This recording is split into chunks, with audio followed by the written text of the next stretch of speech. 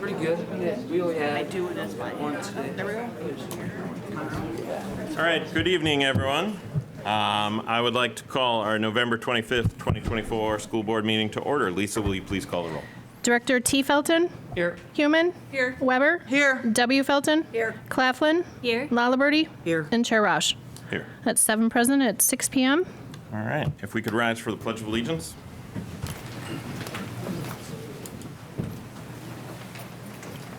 I pledge allegiance To the flag of the United States of America and to the republic for which it stands, one nation, under God, indivisible, liberty and justice for all.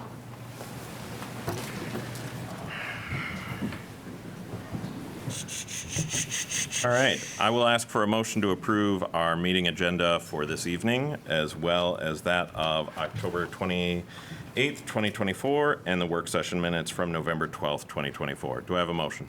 So moved. Second. Chair Roush, I'd like to make a motion, if I could, to amend the agenda to perhaps include a public comment section right before item 6A, with whatever parameters or guidelines that you deem appropriate.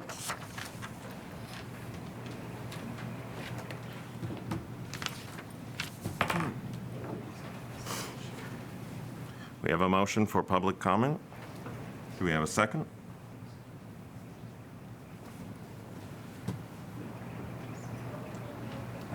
Come on. Really? Really? What the joke? I'm going to ask that we be respectful in our audience. I do have public comment that has been submitted, and I have a review of public comments that have been submitted to present to our audience tonight. Respect us, please respect you. Do your job and second the motion so we can talk about it. Let's talk about it.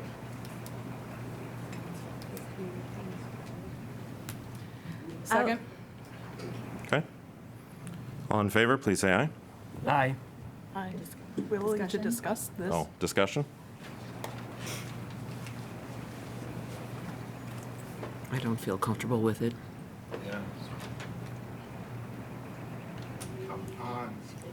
Okay. All in favor, please say aye.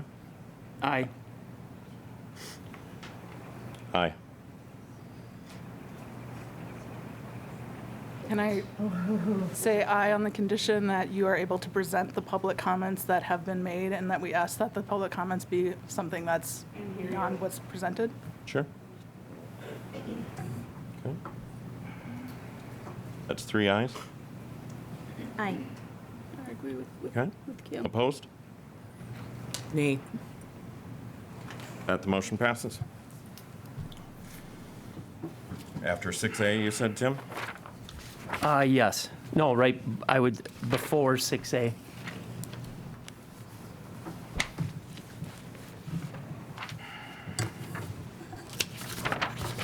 Or after your presentation in 6A, whatever you feel is more appropriate. The presentation occurs under 3B. Yeah, that would be then Listening. 3B, after 3B.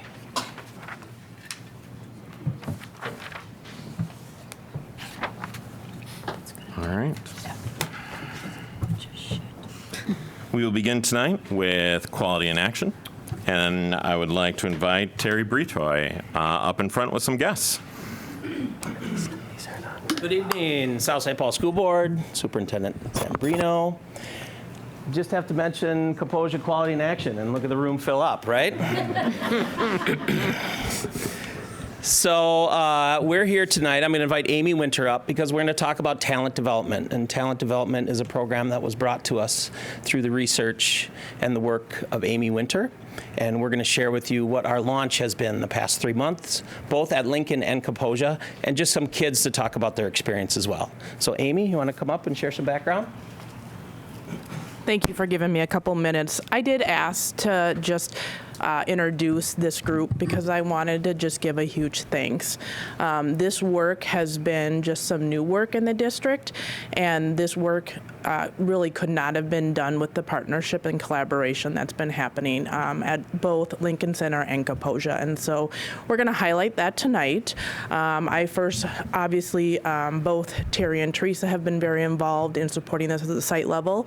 And then Jake is our new hire that came in, and he has been partnering with all of our staff in launching the talent development down at that K2 level, and then advanced academics at 3 through 5. And so just the partnership that teachers have been really supportive, partnering to make sure that we provide a service model that supports our kids when they're ready to excel.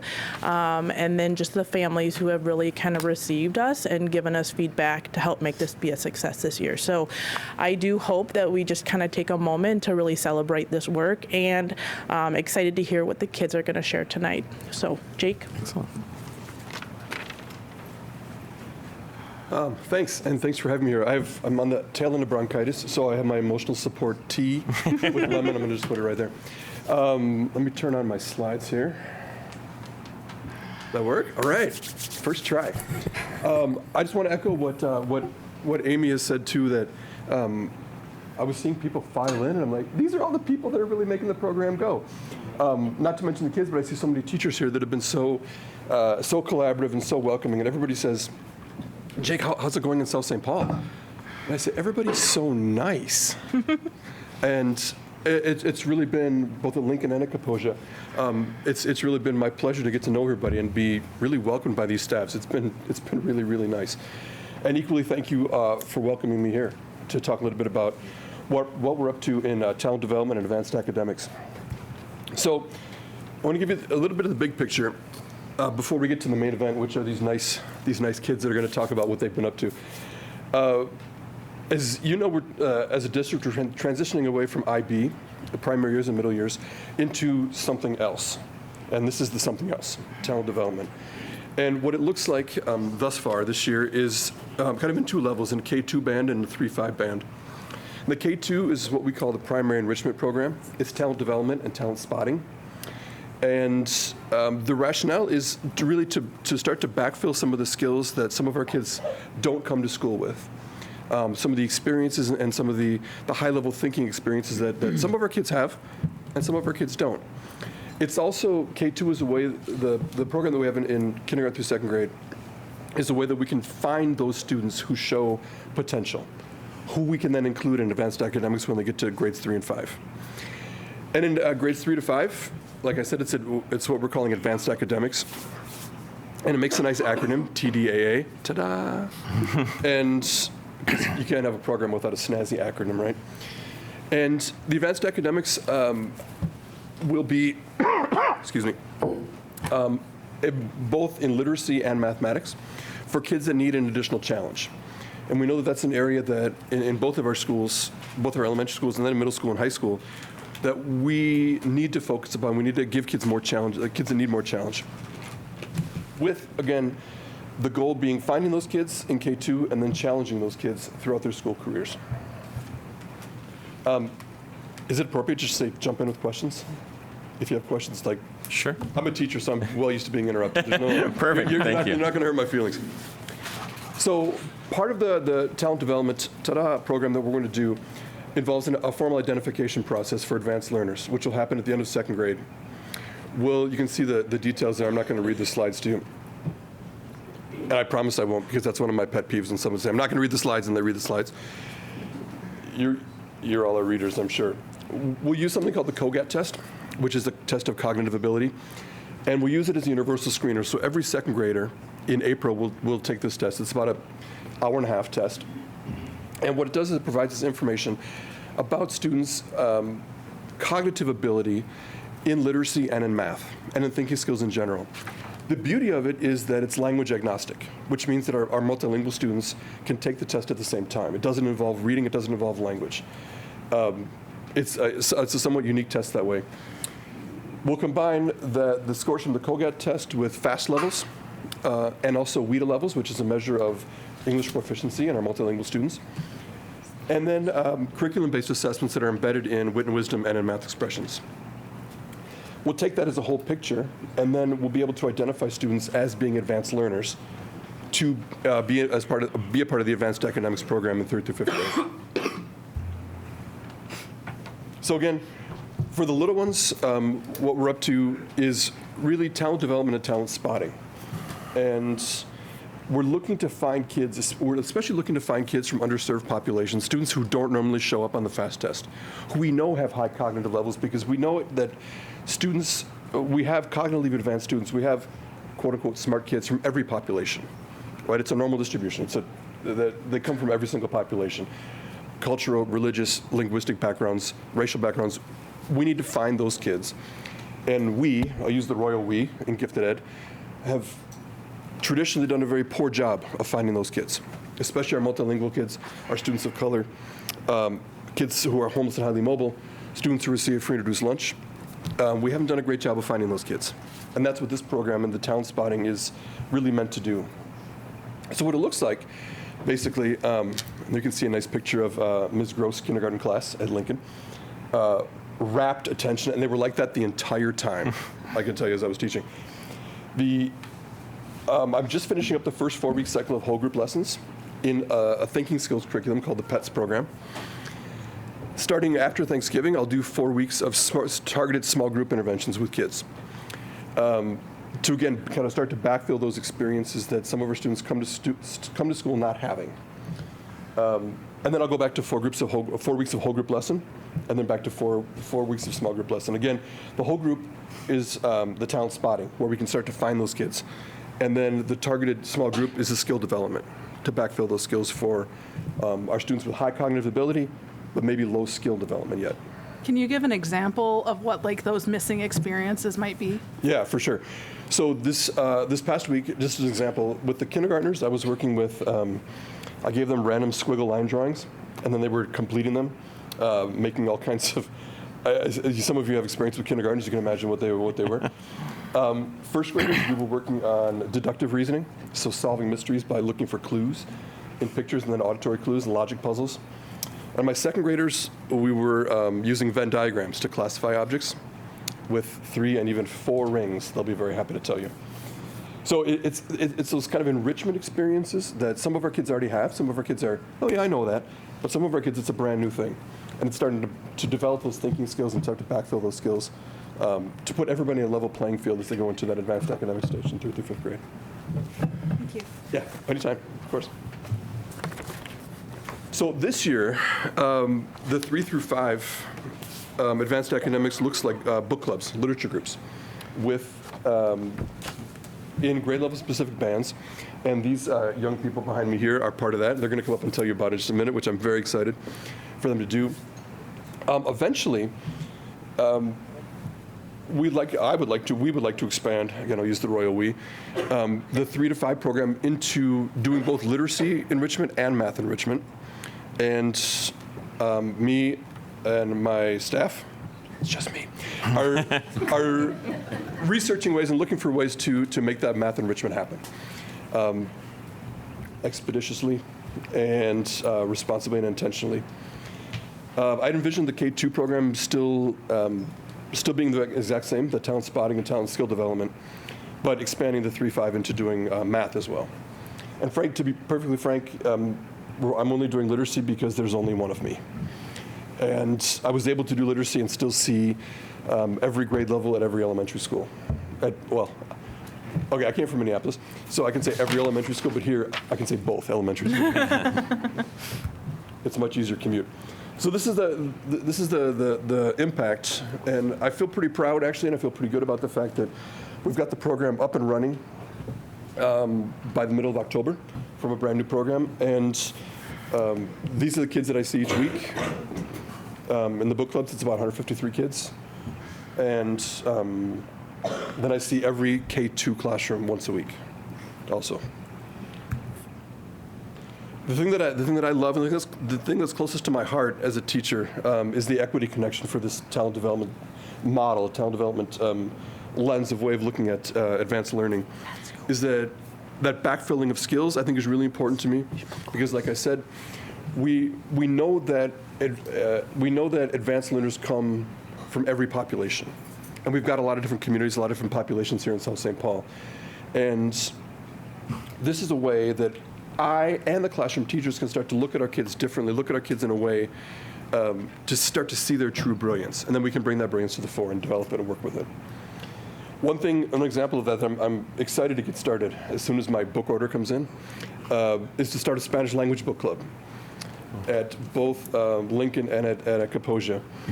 Again, to really think about, because I want these kids to have, I'm a bilingual teacher, that's my background, I'll say that straight away, that I want our students who are bilingual to become biliterate and to see the beauty of becoming biliterate and to keep kids using their heritage language, using their family language, their home language, and then to feed directly into what we're trying to accomplish at high school with the biliteracy seal. And having that be recognized and be a part of advanced academics, and being bilingual and being biliterate to be every bit as prestigious and as important and as noteworthy as passing IB tests.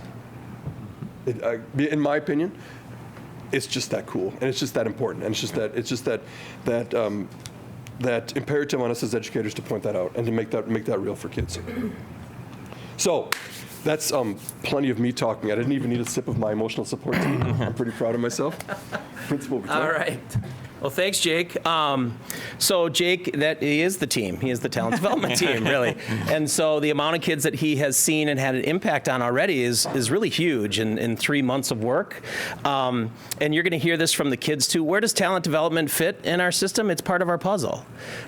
We have had teachers and intervention teachers who have worked their tail off to see kids who are below grade level get to grade level or see great growth. And they do an awesome job. We have classroom teachers who have taken on Wit and Wisdom, which is a massive curriculum that's super rigorous that will get us there, okay? We have needed some leadership in talent development. I'm so old, I remember Gifted and Talented, right? Where kids left the room, a few kids left the room, they went down the hallway with Jane Stassen, bless her, and we didn't really know what it was doing to not that many kids. This is more kids, more impactful, with a gentleman who is really passionate about these things too. And our kids are talking the talk. So when we had them in to say, hey, would you like to be on TV and wear some nice clothing and we'll get you to basketball practice, Jeremiah. But just to come in and talk, we sat around and talked to these guys for 30, 40 minutes, and just the way that they're talking these days, now I'm gonna put them on the spot and they might have a moment like, well. But they're talking about having Socratic seminars at home around the dinner table, cool. Which is really unique. And so I want to invite up our kids today, and these are Kaposia kids, but Lincoln kids are experiencing this too, as you heard too. So Jeremiah, why don't you come on up? He's in 5th grade. And Cairo, come on up. You're in 5th grade too. Okay, Hattie is right here, and she's in 4th grade. And Joy, come on up. Okay, and you guys can just kind of stand in a semicircle. Okay, and I want you to sing your responses. No, I'm just kidding.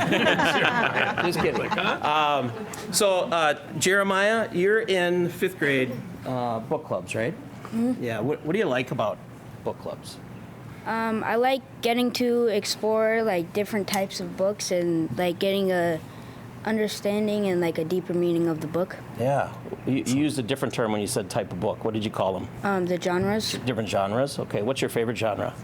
Probably graphic novel. Graphic novels? Yeah, I hear these a big hit. I keep ordering more and more for our library. You're welcome. Anything else that you like about like going to book club every week? I mean, you get to leave class, I know that, right? Mm-hmm. But what else do you enjoy? I like getting to like notice different stuff that I didn't notice in the book from the other people in my group that see what they notice and like kind of build off of it. Yeah, you're learning from each other, aren't you? Mm-hmm. Yeah. Do you have pretty good conversations? Mm-hmm. Yeah. Awesome. Okay. What book are you reading right now? The Giver. The Giver. Okay. Oh, good Wonderful. one. Great. Awesome. Well, thanks, Jeremiah. I want you. We got a big crowd. Give them a round of applause. Let me ask you questions, okay? Hi, Cairo. Hello. How are you? Good. Good. You want to talk about book club? Yeah. Yeah. I like the book club. It's extra reading and it allows us to know words that we've never seen before. Getting into the habit of reading books and stopping at the right times. we're making inferences, thinking ahead on what might happen next. You use a lot of big words, Cairo, right? What are inferences? What does that mean to you? It's thinking ahead of what might happen in the book. Right, based on what you're reading? Okay. Yeah. And then weren't you the one that told me that you have little mini Socratic seminars around your dinner table? Yeah. Yeah, do you want to invite Dad up right now and have one of those? Sure. No, Dad already went down the stairs. Okay, anything else you like about book clubs, Cairo? We get to leave class. You get to leave class. All right, very cool. All right, let's let Hattie have a chance here, okay? All right, there you go. Hi, Hattie. Hi. Yeah, what do you like about book clubs, or what are you learning? I like reading club because I love to read just like my mom. I really enjoy all genres of books. In the book club, we have the opportunity to read many different books. I am currently reading Amina's Voice, and I can hardly put it down. I look forward to the book club every week. I really enjoy listening to my peers about the books they are reading. I really like my teacher. He is kind and super funny. Thank you. Yeah, awesome. Way to go. Now, we're going to have to adjust for Joy, right? Joy, we're going to go over here, okay, kiddo? Yeah. And Joy, if you know Joy, she is aptly named. She is the most cheerful person on the face of the planet, aren't you? Yeah. What do you like about book club, Joy? I like the reading club because the book has a lot of mysteries and we find out a lot of cool stuff. I get very excited to come. Do you really? Yeah. Do you compare what you and Cairo read at home? Because they're brother and sister. Well, not really because we have like different grade levels and it's like mine's like mysterious and his is like mysterious too, so like kind of. Sounds like a commonality there, but you got to make sure Cairo stays up on his reading though, okay, Joy? Okay. Terry, I love that she's sort of correcting you that, no, we're at different grade levels. I'm sorry. They're learning discourse too. It's okay to agree with people taller than you, okay? Right. Any questions from you guys for any of the kids who have experienced? Yeah, go ahead, Do Monica. you get to suggest what books you get to read for book club? Yeah. Somebody want to speak on that? Go ahead, Joy. Go ahead. Yeah, we get to like pick, like when we first went to the reading club, Mr. Canals gave some options of books and then we got to rate them and then we just he just figured it out and that's why we have this book club and we just find out a lot of stuff about it. Awesome. That's awesome. Good, thank you. Any other questions? Are there kids from other classrooms in your book club? Somebody want to take that one on? Go ahead, Hattie. Step up. There you go. Yeah, there's many different kids from my class in it. There's actually quite a few in 4th grade. I know a lot of my friends do it, and so a lot of people do it. Mm-hmm. Not just from your class, but from other classes. Yeah, from a lot of other classes Very cool. and grades. Yep. Now, has this sparked your interest in reading other things beyond the book club and other interests for you to start reading? I kind of, because it's letting me like kind of figure out what it is. So like if I like mystery or if I like just whatever type there is. So it helps me like find different stuff that I like. When Jeremiah and I were talking about his book, he really wanted to talk about the other book he was reading, though. What else are you reading? It's called manga. Yeah, it's a graphic novel, too, right? Yeah, it's basically. graphic novels. So if we come to you guys for money for graphic novels, you'll know why. These guys right here, okay? All right, you guys, thanks so much. You guys. Let's give the kids a round of applause.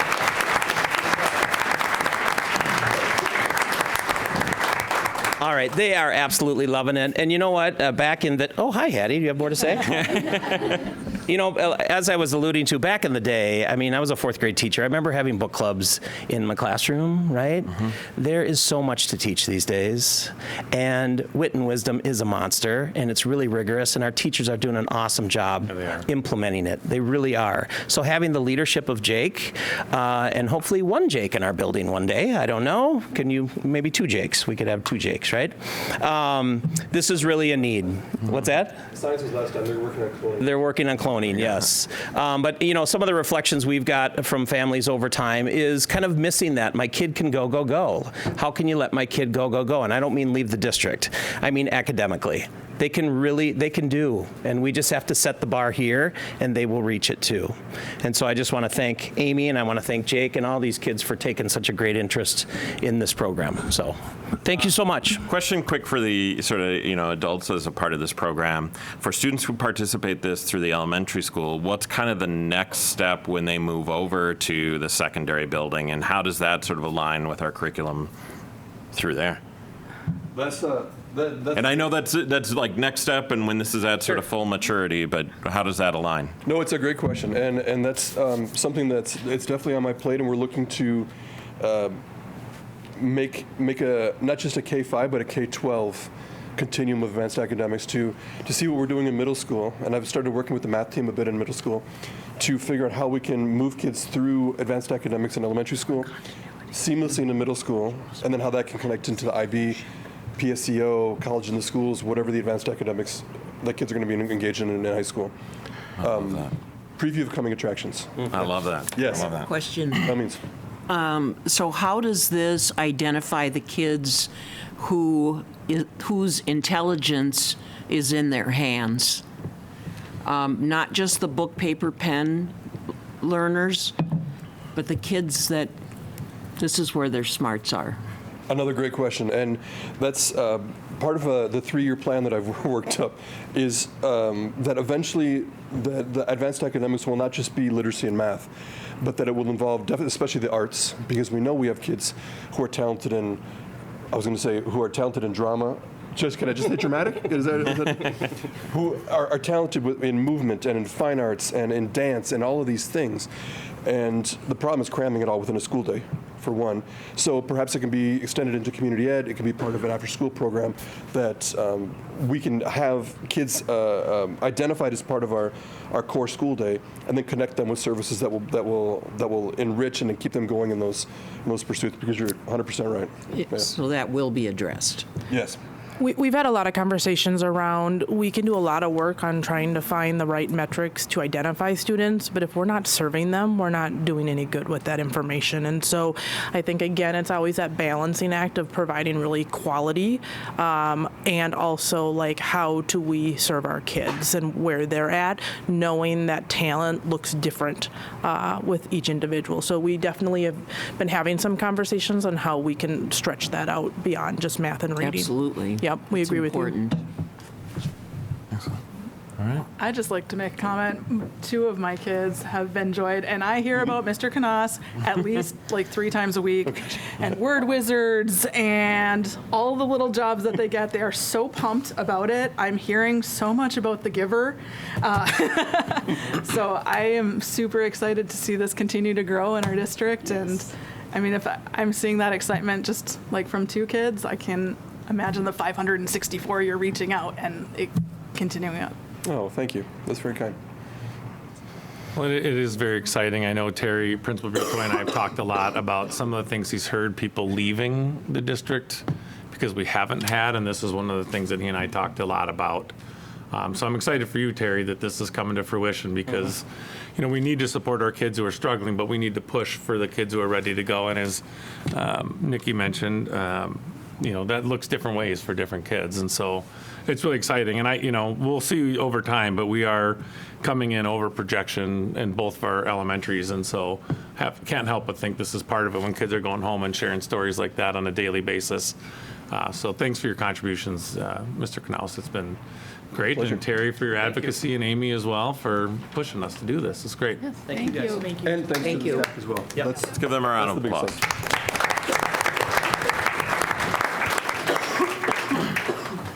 All right, before we move on, my vice chair has pointed out that we maybe didn't cross all the points to make sure that we did pass the agenda. So I am going to make a motion to pass the amended agenda. Do I have a motion? So moved. Second. Any further discussion? All in favor, please say aye. Aye. Opposed? That the motion carries. All right, up next, Lisa, can I have you pull my slide for Do the minutes. what minutes? Yeah, it was the agenda and the minutes were all together. with the- in one. oh, All right. The updated agenda. Oh, that'd be it. Okay. Lisa, will you, so in advance of us amending sort of the agenda, we had created a summary of the stakeholder comments to the board. We did have quite a few this go around, and so wanted to make sure that we were providing sort of a trend and summary of what we as board members were hearing from our community. Go ahead, Lisa.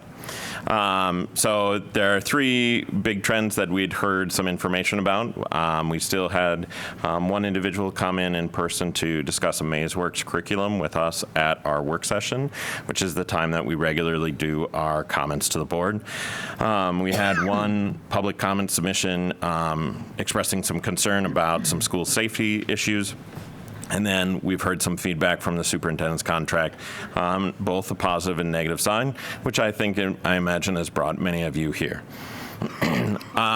So the big summary around those concerns about the superintendent contract is request for transparency. There were separation benefits as a common theme and thread that was sort of brought up. Multiple people brought forward to us that we still have bargaining groups that are working on expired contracts and unsettled agreements.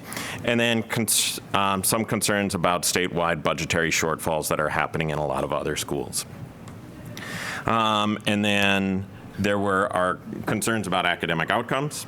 Perception that the salary is not in alignment with our community, concerns about student and teacher retention, and then preference had been stated for the next board to be making this decision, and belief that the superintendent had not yet demonstrated the effective leadership that they were looking for in their comments. Other comments in favor were around the investment in high caliber talent that is essential for the success of our district, that it is important to pay competitive market value for key leadership positions within the district, and then a strong belief in continuing the initiatives the superintendent has started with desire to see those efforts to completion. And then other comments in favor were around concerns about disruption in the leadership and critical timeline would risk setting the district back. And then approving the contract is a practical decision, as hiring a new superintendent would incur greater costs and require negotiating a similar contract anyway, is some of those statements that we heard. So in advance of that, I wanted to provide a summary of the board process. By statute, the board can begin negotiations with the superintendent after July 1st in the year prior to the contract expiring. If the board intends to release the superintendent, notice must be given by January 1st. And the board entered into negotiations pretty early on, as we were watching many other districts enter their negotiation with their superintendents and start settling contracts at really astronomical ballooning rates. And I will just be upfront as board chair, that really concerned me for the health for our district. I was very concerned when I started watching districts settle at numbers that I was not comfortable with. Up next. So the board, we conducted a market study to narrow down how we were going to base this in kind of the negotiations process. We aren't an Eden Prairie, we aren't a Woodbury or a Lakeville, and so we narrowed that down to districts that were as similar to us as we could sort of create. Here are compensation packages for West St. Paul, Inver Grove Heights, North St. Paul, and Richfield, which we felt were districts that were kind of in greater alignment with the size of our school, the scope of job of the superintendent, and the size of the cabinet and the number of students that they serve. And so the proposed contract aims to bring compensation closer to the average of this narrow market study. Benefits language is modeled after Minnesota School Board Association language and is in kind to other district contract language, those other districts that we were looking at. There's a fair amount of misinformation that I think had been spread through social media through this period of time. Upon leaving South St. Paul schools, the district would only provide coverage only if the superintendent was not in a position that also required insurance. In the same way that if any of us were to leave an employer and go to another employer that provided an insurance benefit, that has to be your primary insurance carrier. That is based on law. Okay, and negotiations for this contract did not take resources away from other bargaining groups through this process, as that is a separate process. The bargaining groups negotiate through HR and finance.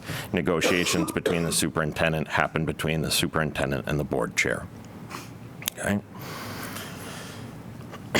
The major priorities the board had put forward through this process, it is for both the board and the superintendent to feel valued in that process, to be aligned with average compensation of similar sized districts in that narrow market study, from smaller first-rank suburbs within the Twin Cities with similar school sizes and populations.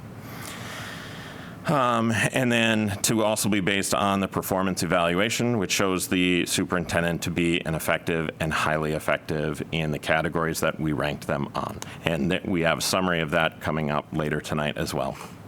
And the board was also interested in providing incentives for longevity. We do not have an interest in becoming a district that is a revolving door in which we become the first stop for someone in their superintendent journey, and then they get that experience and leave us right away. And we have seen some districts who package that in such a way that they are that sort of revolving door, and I think our community values stability.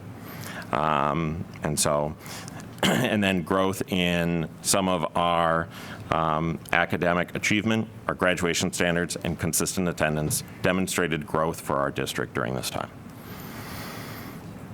All right.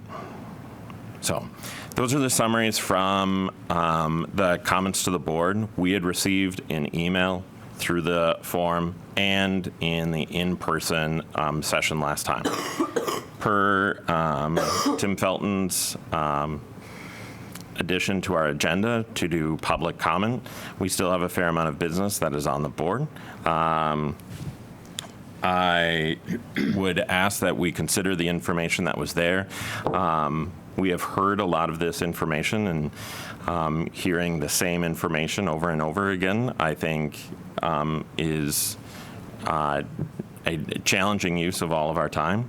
But at this point, your agenda stuff. What? This is important. Why don't you move your other agenda stuff down? I am offering you right now what we had added. So I will provide 30 minutes of comment to the board at this time for us to be able to do that as we work through. Do you want to take 2 minutes per person? You want to make a motion for that? Sure, I will make a motion that no one person can speak for more than 2 minutes. Do I have a second? All in favor? Aye. Aye. Opposed? That the motion carries. Okay, it is 6:38, and we turn the floor to you.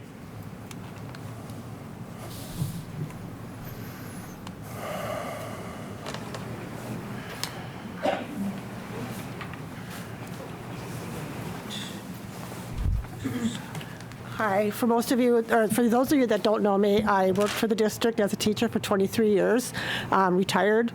Very, very, very successful career. Loved almost every minute of it. My question to you, board members, is why do you suppose all these people are here?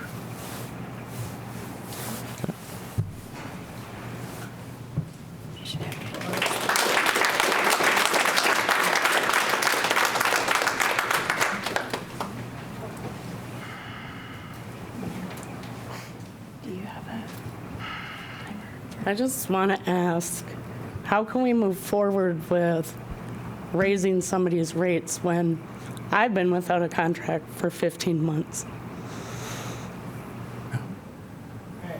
And in June, it's going to be how many more months? 3 years. And how do you think you might not have a revolving door with your staff?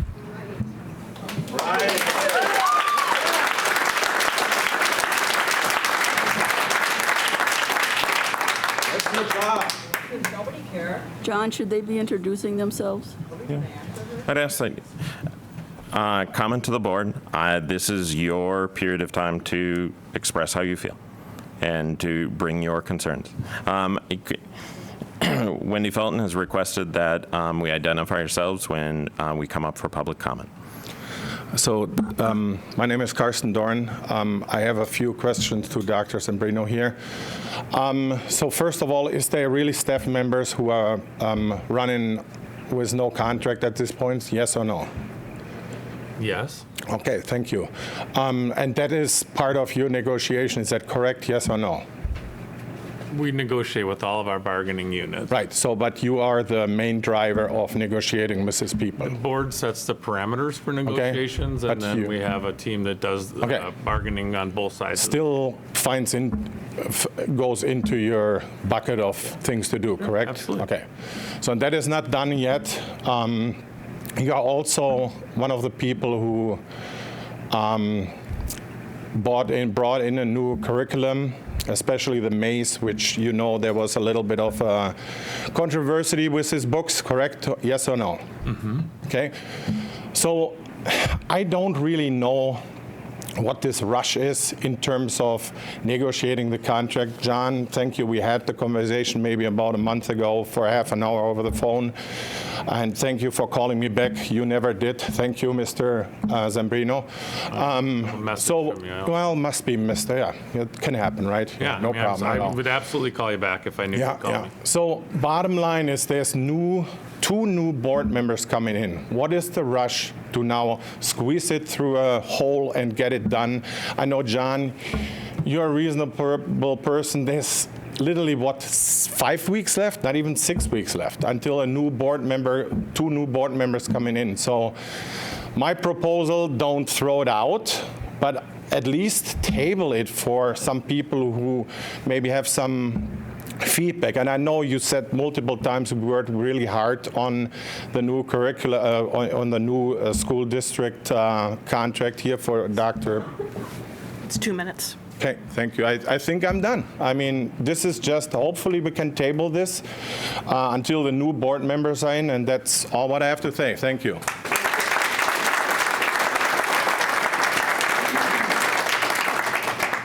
Hi, my name is Angelica Palma Castaño. I work at Lincoln Center. I understand the idea of comparing rates to our neighboring districts. I'm curious, as a staff member, if my rates are also being compared to our surrounding districts. I know many of us make significantly less. They are. And we do not receive full family coverage, which most of our kids go to school at the schools that we work at. So is that being considered? Yeah, I mean, I might look to Chair Rosh to speak to that on the So parameters. our bargaining practice has been to do a market study for all positions. And I think we have been doing that for the last 2 years under our new HR director. I can assure you that we are making significantly less than West St. Paul, Inver Grove Heights, Woodbury, North St. Paul. We could look at Richfield, since that was also included in this list. We are not making comparable to them, and we are substantially underpaid, yet we are sacrificing that because we care about the students that we support.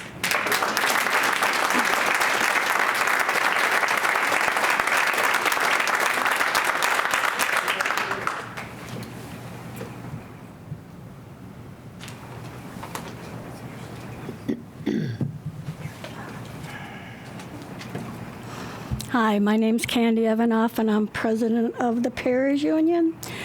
And I just want you to know that my paras, who work very hard, work alongside temps from a temp agency that make much more money than the paras do, that some have been here 20 and 25 years. And that really hits a sore spot with them. And I know myself, I'm in my 32nd year. I started out at $9 an hour, and I'm up to 18 something, and that's 32 years.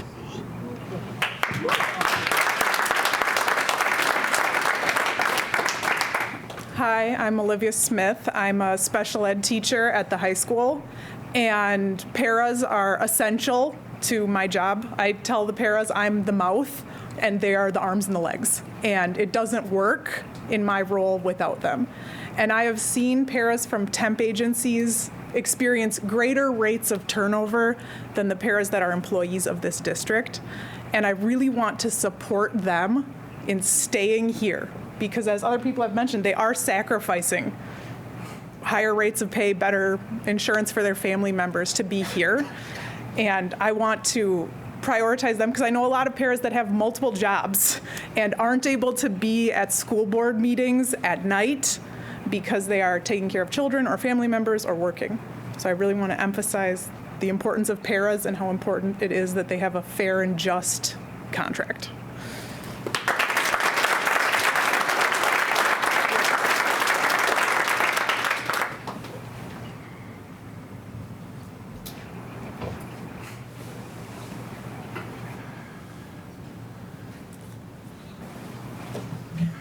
Ann.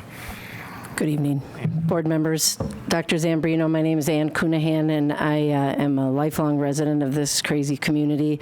And as a former board member, I sit in sympathy with the decisions you have to make today.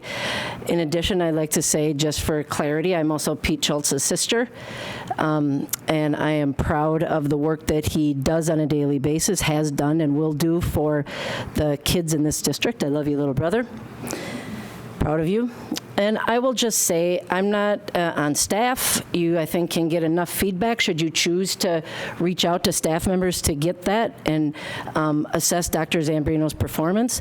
I would just encourage you to get to a solution, because I think if you approve this contract this evening, sounds like that seems the direction that you're going to find a community that will be not in support of whatever initiatives that you're trying to move forward in the next couple of years. If it's a levy, if it's a bond, we need you, you need us, right? You need us to pass those, and I would just encourage you to find a solution.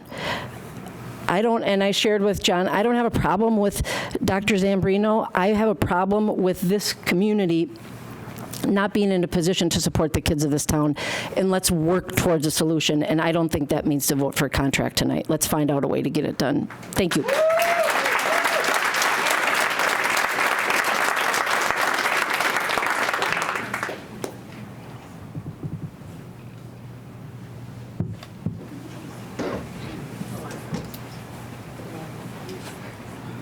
Hi, I'm Liza. I'm a para at Lincoln Center, and I just wanted to I'm sorry, I forgot your name. Go off her. I'm a para at Lincoln, and I know Zambrino knows my story, but I was diagnosed with cancer in January 2023, and I have to work a second job to make ends meet, and so it's really hard. I go home. I love my job so much. I love the kids so much. I beat cancer to be back with them, and I'm so tired every day, and I have to go work a second job because I don't get paid enough, and it's just really difficult. And so I just wanted to come up here and share that that's an actual story, that that's not, she's not making that up. There's so many, I know so many people that I work with that also have to work second jobs, and their situations are different too, and everyone has families and kids, and we're all just really tired, and it's hard to go online and see Inver Grove and West St. Paul, they're making $3-4 more an hour than us, and our contract is 16 months behind. It just really feels like we're not cared about, and I know that everyone that I work with puts so much heart and soul into their job, and we care so much about the kids. Like, we love them so much, and everything we do is for them, and we show up every single day for them. And that's all I wanted to say.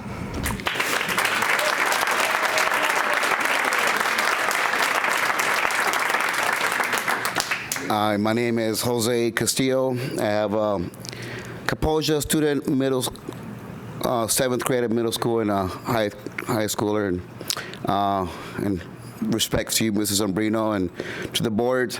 It sounds to me like it comes down what I'm learning, because I don't know much about this contract stuff, but I'm here just to learn and listen and observe. And it sounds like it's about money and maybe respect.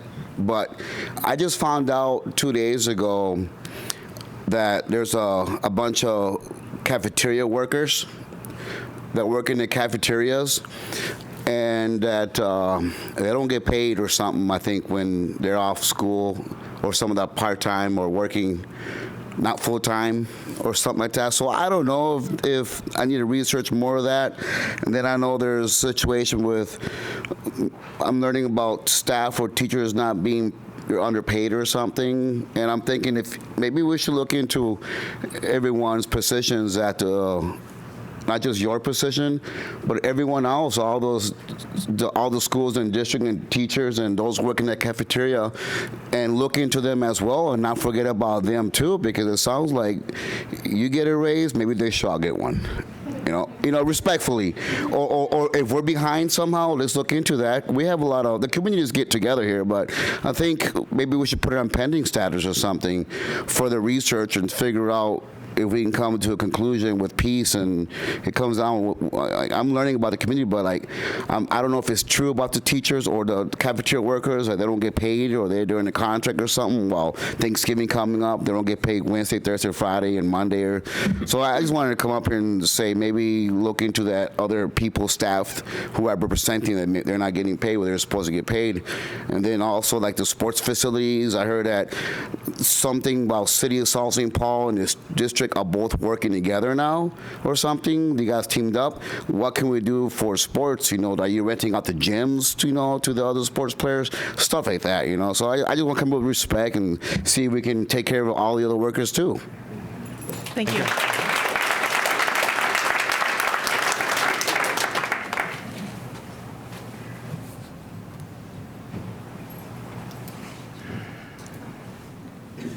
Thank you, board members. I'd just like to say something briefly. My name is Martha Terrace. I am a special education para at Kaposia Elementary, and I have an adorable 8-year-old child at Lincoln Center.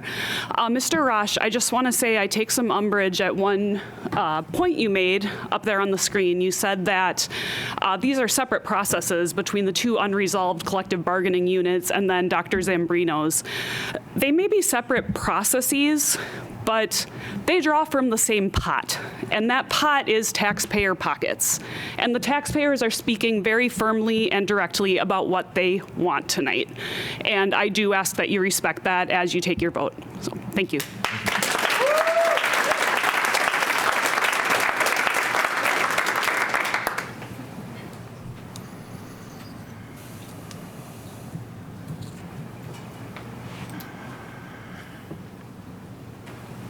Hello, board members. My name is Jesse Rock. I've been a teacher at South St. Paul for 10 years. One thing I could say is that although I've never been in South St. Paul before teaching here, that I care a whole lot about this community.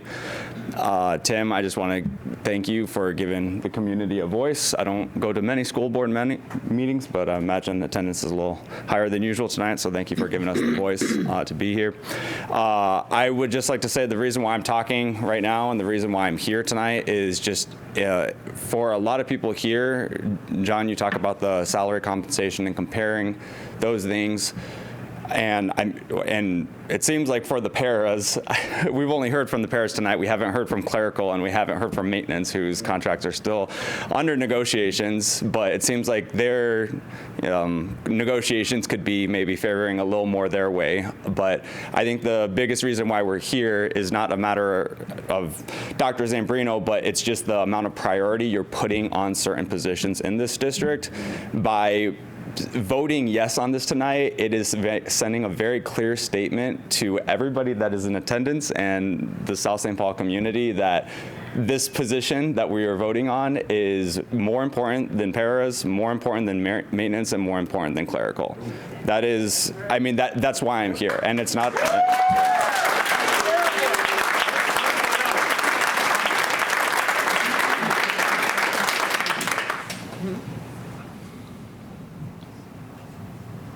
There you go. Amber. Hi, board members and Dr. Zambrino. My name is Amber Gay. I'm a special ed para at the high school and the advisor for BPO. And I just want to say there have been a lot of really great points raised by other employees of the district. I'm a lifelong South St. Paul resident and a graduate of 2003. This is my 7th year working in the district. And I just have to say, like, I have never had such an acute feeling of being undervalued in my entirety of working here. The fact that we've worked for so long without a contract, but this is what takes precedent, is really the issue here. Not that the superintendent's position is not a valuable one, but it's a very top-down model instead of bottom-up.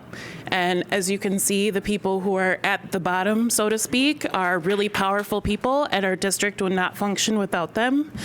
And my greater concern is that this is going to be like some sort of a spark, a push as we're teetering on this edge of being underpaid and overworked, that our students are going to be the ones that suffer when we have to leave our roles to prove a point that we deserve to be paid fairly. And it's not that other people don't deserve to be paid fairly. It's just who is the priority? What is the priority? Who's being valued? Who's being undervalued?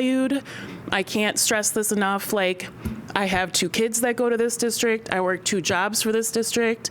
I'm in school full-time to give more of my labor and my life to this district. There's no reason why I should be working without a contract. Right.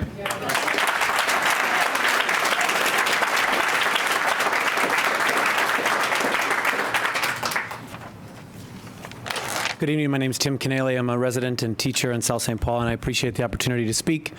Thanks, school board, for all that you do. Dr. Zambrino, for your service to the community. I would just say the points that I would like to make are that my job as a teacher, as a classroom teacher, is I'm only able to be my best teacher when I work in tandem with paras, so I come out in complete support of the paras and all the service workers.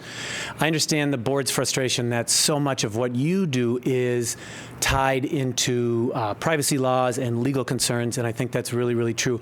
I do believe that that's true like everywhere.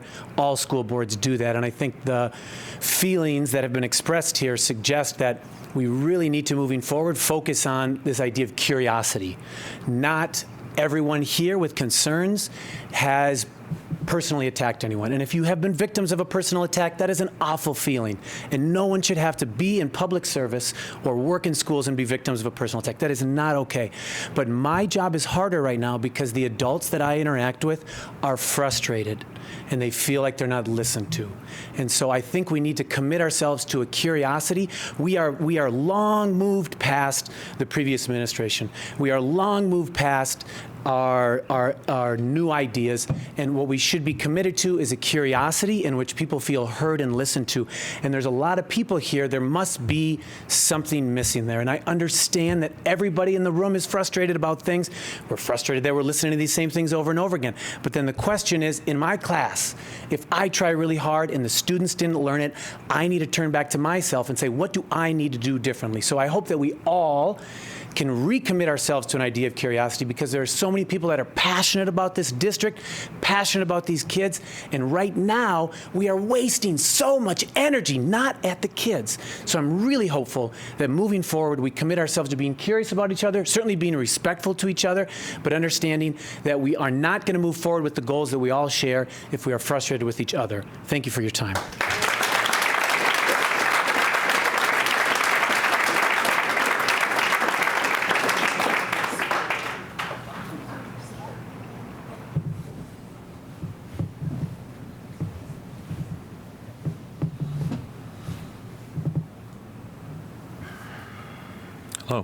Hello, my name is Stephanie. I was a grad here in 2018. I've also lived here my whole life.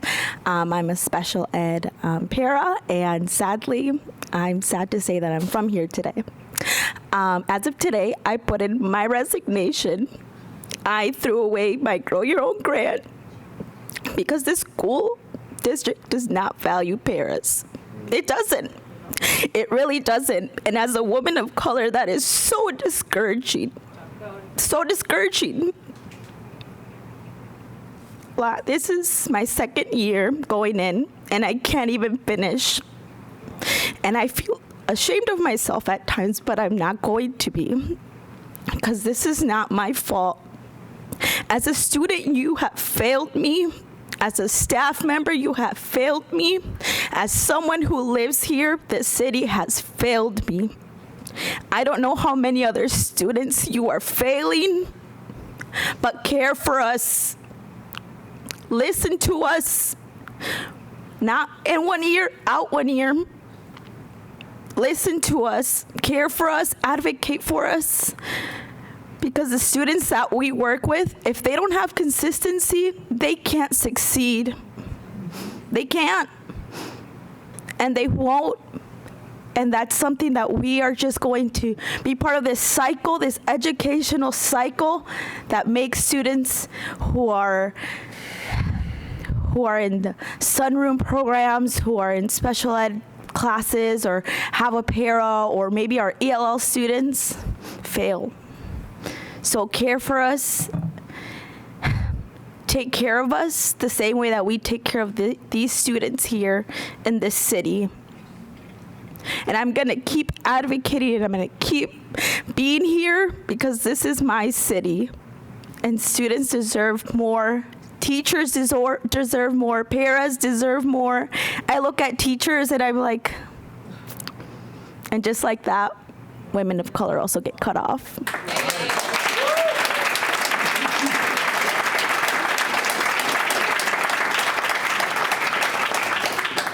Hi, I just have one thing to add. I've been president of the paras for a decade plus, and I've always been told that a healthy carryover of a budget is 15%. Today we stand at 29.26%. We are not a bank. We need to be giving that out.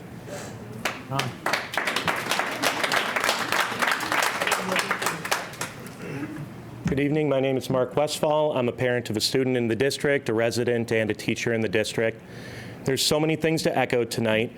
As a former school board member, I've been through the decision you've been through as well, with not hiring or rehiring a superintendent, and also hiring one and looking at all the data that you guys are. What I would humbly ask for you to do is table this discussion until the future. Yes, I understand that there are ramifications for that, but the public has been finding out this information with 4 days' notice, what's in the contract.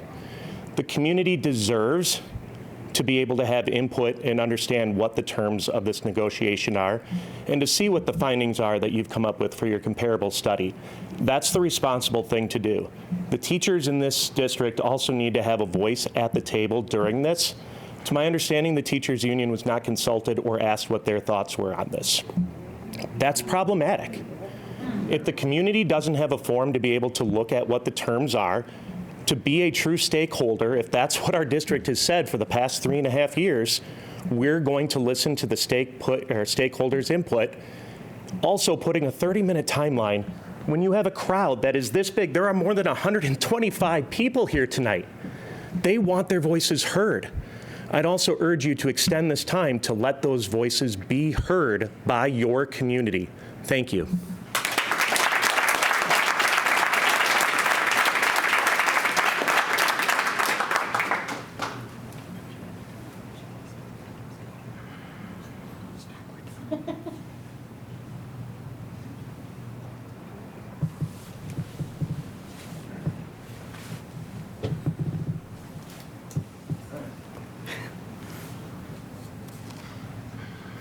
Hi, good evening. My name is Peter Schultz. This is my 26th year teaching at South St. Paul's. I'm a father. I have a son sitting right here. I told him to get his elbows off the table and look straight, look people in the eye. And I'm very proud to be a South St. Paul guy. And it's been very easy to work in South St. Paul for my career because you always felt that you were doing what's right. That we worked for a place in which students were at the center, and it was a community-based school. That isn't really the feeling we get right now. So all of the things that we're talking about here, of our paras not having a contract, our clerical, our custodians, I just would like to point out that these are the people that live in our community. These are our neighbors. These are my neighbors. These are my friends. These are the parents of children that I have in class. And as a community-based place, the reason why this works is because it's been a community-based place. That's been the priority. That doesn't seem to be the message. So I also would encourage you to table the discussion over this contract and encourage you to put some time and effort into negotiating, particularly with our clerical staff. Our schools don't function if Jolene Mashok and Chris Neihart aren't working. We can't function. Our fields, our outdoor facilities don't work unless we have custodians to clean and take care of it and then go home and pay taxes in this community, which most of them do. And I would say the exact same thing about our paras, that we haven't gotten to that point with our neighbors and friends. That seems to be a misplaced priority, and I would encourage you to reconsider and table this decision tonight. Thank you, respectfully. I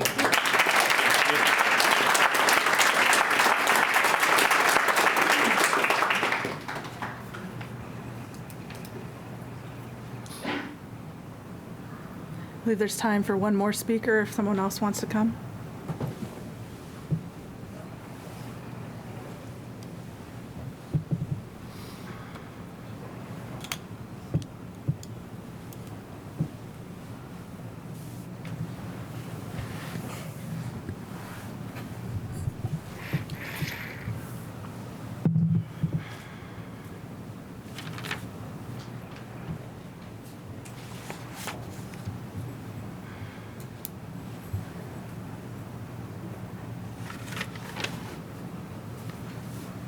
Hi, my name is Beth. I've lived in this town my entire life, generations back.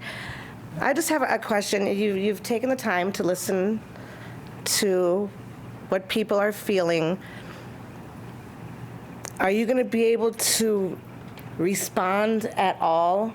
Are you able to respond at all? Or are we going to get, everybody's done the talking and thank you, and then nothing. We're wondering, excuse me, what your reaction to this can be, and when we can expect to maybe hear something. Thank you.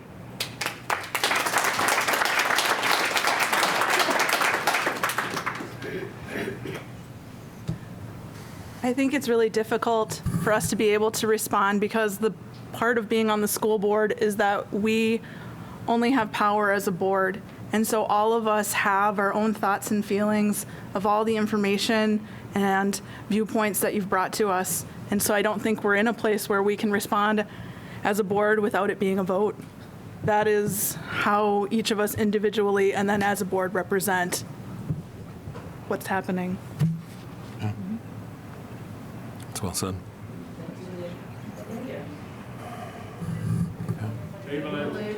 Pending. Table it.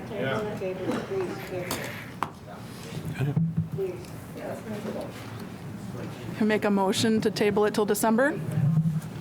It's okay to table. Is Nikki's plans to amend it? Was?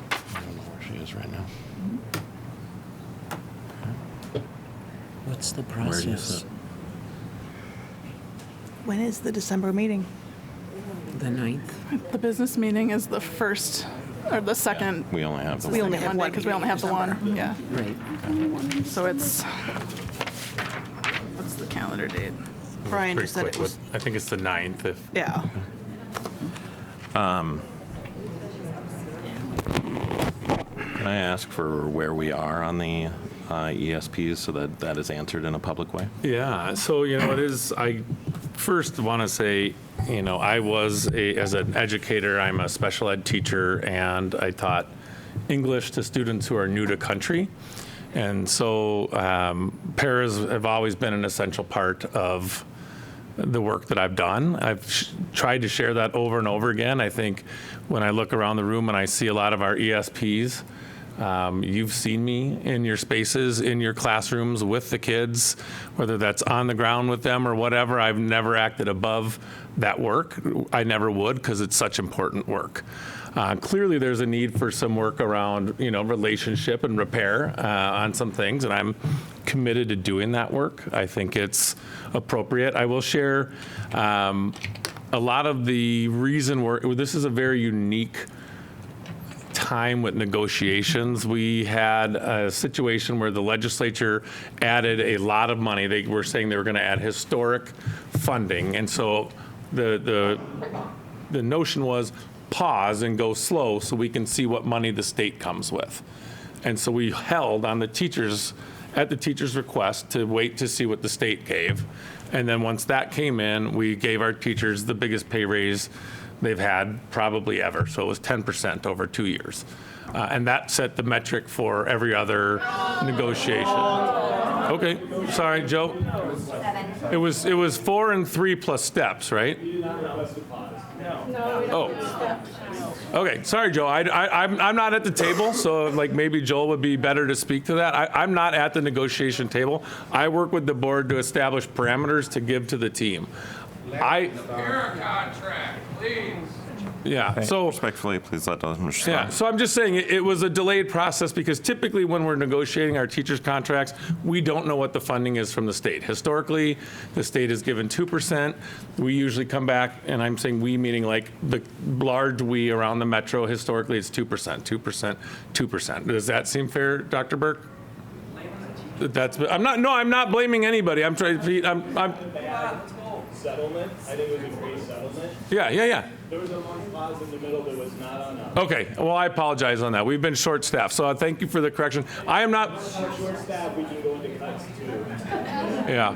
I'm just again, I'm not placing blame, and I apologize if that's why. I'm just saying it was a slower process because we were all waiting to see what the historic funding was going to be from the state. And then we got that funding, and we gave our teachers a historic pay raise. And our board's been supportive of those same parameters for everybody else since we went into that. And I would actually say I would be thrilled if I'd be fine right here tonight to say, give me the same parameters we gave our teachers, because we are obligated by statute to do this. I don't want this for me and not for you. I do not. Then table it. To when? I don't know if the floor is closed for comments. My name is Nancy Quinn. I'm part of the clerical union. Mm-hmm. I think for a lot of us, some of the figures that were put out there, just our jaws dropped. We had a meeting a couple weeks ago, and some of our members are paying over $600 a month for health insurance for their families. And we don't have the salaries to make a living and pay for health insurance for our families. Over the years, I've been here for 20 years, we have seen so many of our positions being pulled out of the union and given $20,000 raises. So the district knows that we are underpaid. When they are taking, our hope is that our jobs be pulled out of the union and we get a bump in pay. It's the only way we get a decent wage around here. So we have seen a lot of that over the years. And so I think for a lot of our members, just looking at the numbers, if I'm sorry, but 2 years in the district and longevity pay, to me, that was an eye-opener. After 15 years, I got $500 for longevity pay. And so I think the numbers just seem to, for some of us that have talked, to be astronomical. at this point, for somebody who's been here not 3 years yet. I've been here 20, and this is not, it's just very disappointing. Thank you for your time.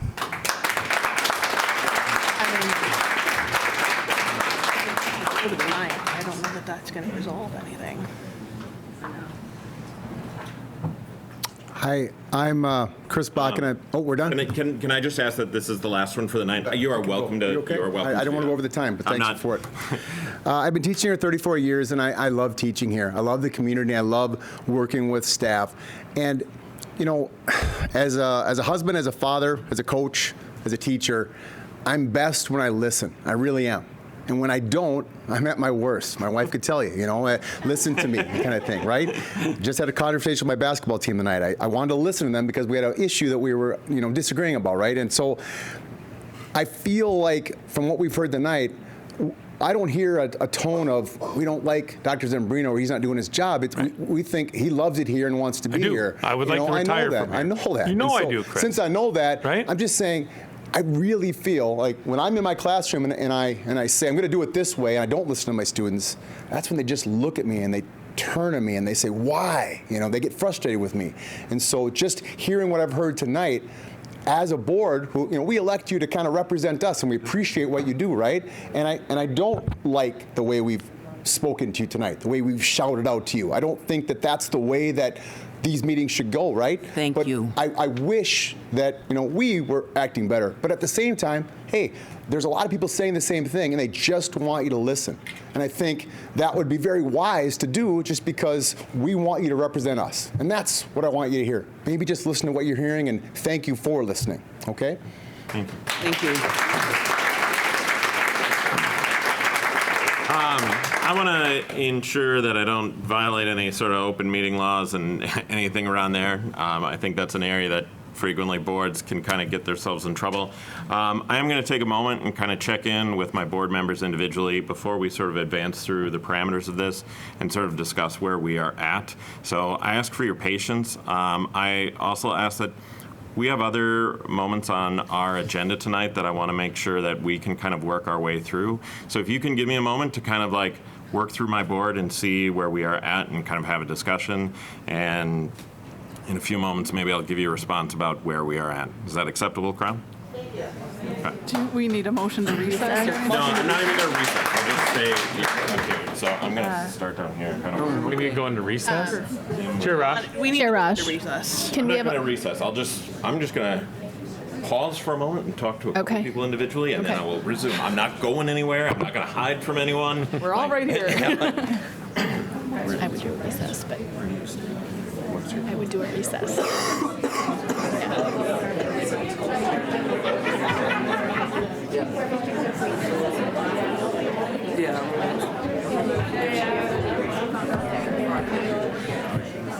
Maybe do you have a snack? I'm not criticizing. I get why they wanted. Well, that's why I'm just saying I know, right? Hopefully you brought him some. So that's, I think, where the disconnect is. They had a tentative agreement.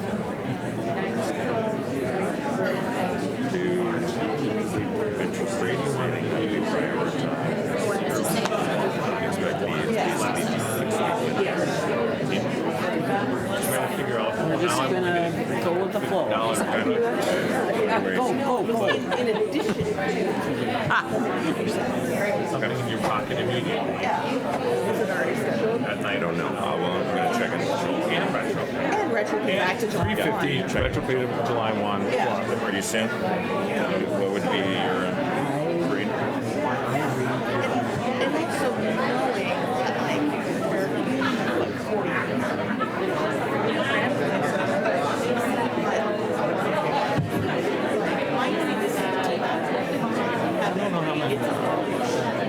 But it's like 40, 50 people. What do we do with the January 1st date?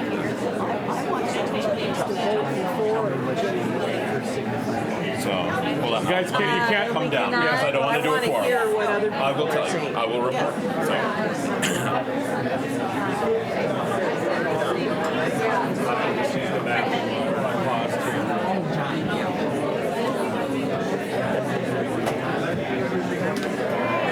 This is all on camera. And I don't control that part. Like, I don't like. Stand up.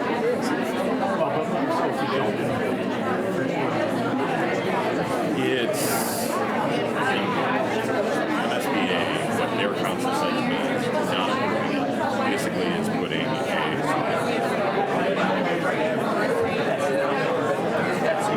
Take it, in other words, you're saying you don't need it.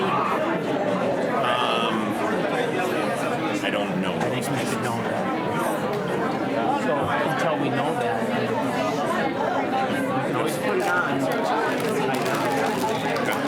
We're not locked into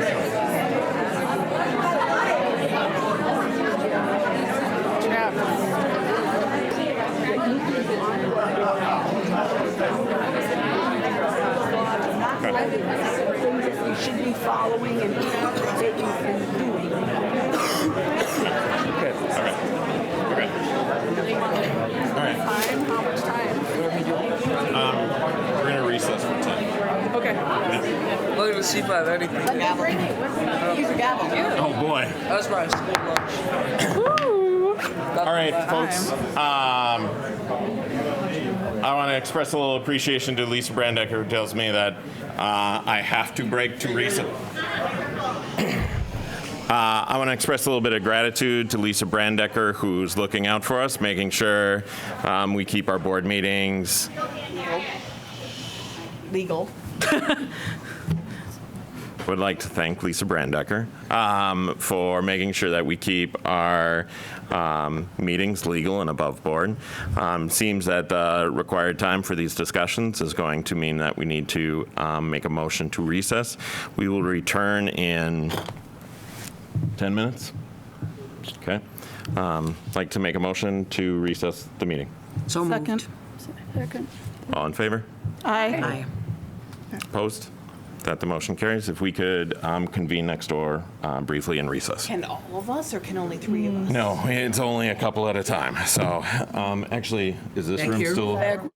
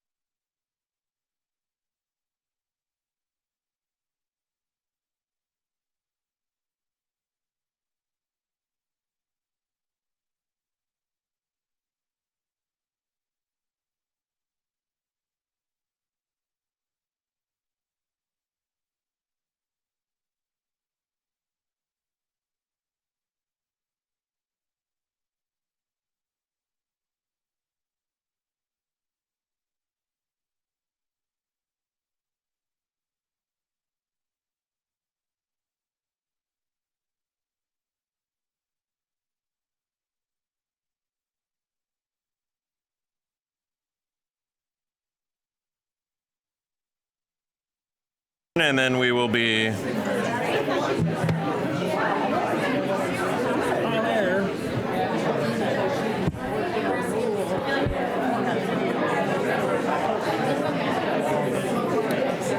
have a gavel? I do.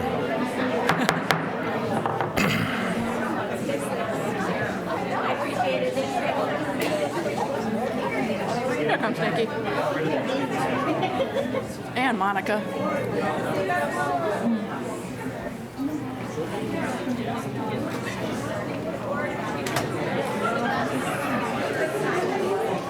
Yeah. Yeah. I know. Yeah. All right.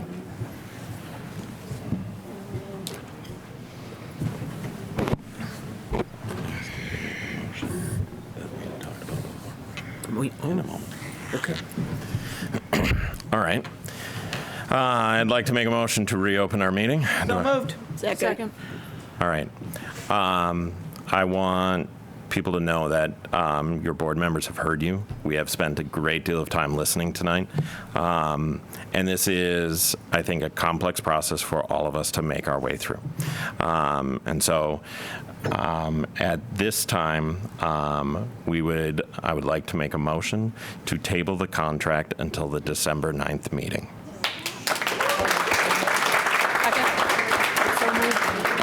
Chair Rosh, we'll need to actually table the motion when we get to that business item. I can't do that ahead of time. Okay, that's what I intend to do, everyone. That's where I'm heading. There's a couple other pieces around that. That's what I intend for us to do.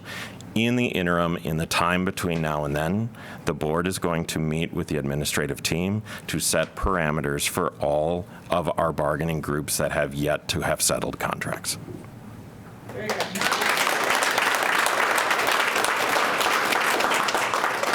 That does not mean we will have settled contracts by the 9th for the vote, but we will have been able to do the efforts that we can make on our part for those processes to follow. Okay? Sir, this is probably out of order, but I just... Everything is so far right now, so carry on. No, I was making a joke. Carry on. 2 contracts ago, with this HR that was here before Mr. Miltner, we went in as a negotiating team, put a lot of time into it. And the first thing that was said to us is, the board already decided what you're getting. And I'm like, why are we negotiating in good faith? Okay. I want to make sure Let me respond to that. it is with this board. The board takes a look at our budget. We meet with the administrative team, and then we set parameters around what we can fit within that budget. And what I am making a commitment to, and I'm also stating that commitment on behalf of 7 other adults, we will meet between now and the 9th to make sure that we have parameters set for all unsettled contracts. Okay? Thank you. Thank you very much. Okay. All right. Lisa, tell me where we're at right now. I think it's highlighting the work session. Great. Awesome. I would like to turn to Vice Chair Ann Coonahan to... And Coonahan! Come on, Ann. We're bringing you back. To give us an update of the other things we've been up But to. it's actually going to be me. Well, you're part of it. Okay. So first part was our prior. Just to start back with the work session that we held on the 12th, at that meeting, there were some updates on events that are pertinent to board members. The student representatives were unable to be there, but we heard a explanation of some of the plans that we had for our student representatives to reach out to other students and figure out what the course registration process is like and what courses would students be interested in. We'll hear that in the future. And we spent most of the work session on the review of our superintendent through the executive committee, the evaluations that we've proposed, and you'll hear that presentation later tonight. And then we had a work session today before the business meeting, and I arrived late, so I'm going to ask Monica Weber to fill in what we did at the work session today. So, thank you. Board Member Claflin. You want me to introduce you by someone else's name in the audience as well? Absolutely. Why not? I mean, I used to be vice chair, so I mean, it all works. So again, the work session that we had prior to this meeting, we talked about the most exciting thing, I think, for this meeting, which is the new courses that we're going to get at the high school. And so we did an overview and the process for the new courses at the high school that I think are just going to be fabulous. So we did a whole presentation on the new coursework. We did committee updates. We did committee updates for the various committees that we sit on. You can hear individual committee updates when individual members give their updates. We talked about community engagement, of which we have been doing all week and continue to do this evening. So we talked about community engagement, and that was it. So that was our meeting that we had before this meeting. Excellent. Which was also a public meeting. Thank you both. All right. Next, I'm going to turn to Dr. Zambrino to provide some highlights from around the district. Great. Thank you, Chair Rosh. Always fun to highlight the great things going on around the district. Obviously, our last meeting, we canvassed our election results, so wanted to say congratulations to our new board members, Paul Cummings and Ryan Duffy coming on. I'm excited to work. I know Ryan comes from a great family. I'm getting to know Paul, so I haven't gotten to know Paul as well. And then congratulations again to Monica Weber for coming back in as our incumbent, who won as well. So that's a 4-year term starting in January. Also, like, really excited about the strategic planning work that we started. So we're listening to stakeholders. This is something that's really important to me, and we've spent a lot of time this fall listening to staff, students, families, gathering good information around what people are hoping for, what's going well, what's not going well, and where we want to be in the next 5 years. And then now all of that data has been compiled and shared with the Strategic Plan Steering Committee, which is staff, families, community, and we're sifting through that. That committee's sifting through this data to work towards identifying where do we want, or is our current mission still accurate, vision, our strategic direction for sure is not. Our strategic plan expired kind of when that pandemic window, so that's needing a refresh. And it's just been so powerful to listen to the conversation. In this room, I've seen some people who were at that table, heartfelt tears. I mean, people care about this community and this district. And so as we kind of move forward, I hope together as one, we're really looking to this process to help define where we want to be. And we're already on the path to great things, but this will help us even more. Speaking of that, our 6 times, shout out to Lisa, we hear her name a lot, and Danette. They did a fantastic job, so hopefully everyone saw the 6 times in your mailbox. Love just all of it. The layout is great, but we've been trying to figure out how to share some of the data around our academic improvements. And so if you're looking at that one pager over here, you can see that where we are up 5.3% in reading, the state is down 2.6. So I know there's a number of people who've been upset to see that we're not at the state average. Totally share that frustration. In fact, I'm the one who brought that to our attention because it was concerning to me. So in the spirit of transparency, we really want people to know how things are going. We are up in math, reading, and science, and the state is down in 2 of those. So where the state went up, we went up more. Where the state went down, we went up. And so we are now well on our way to closing any of those gaps that we might have between us and the state.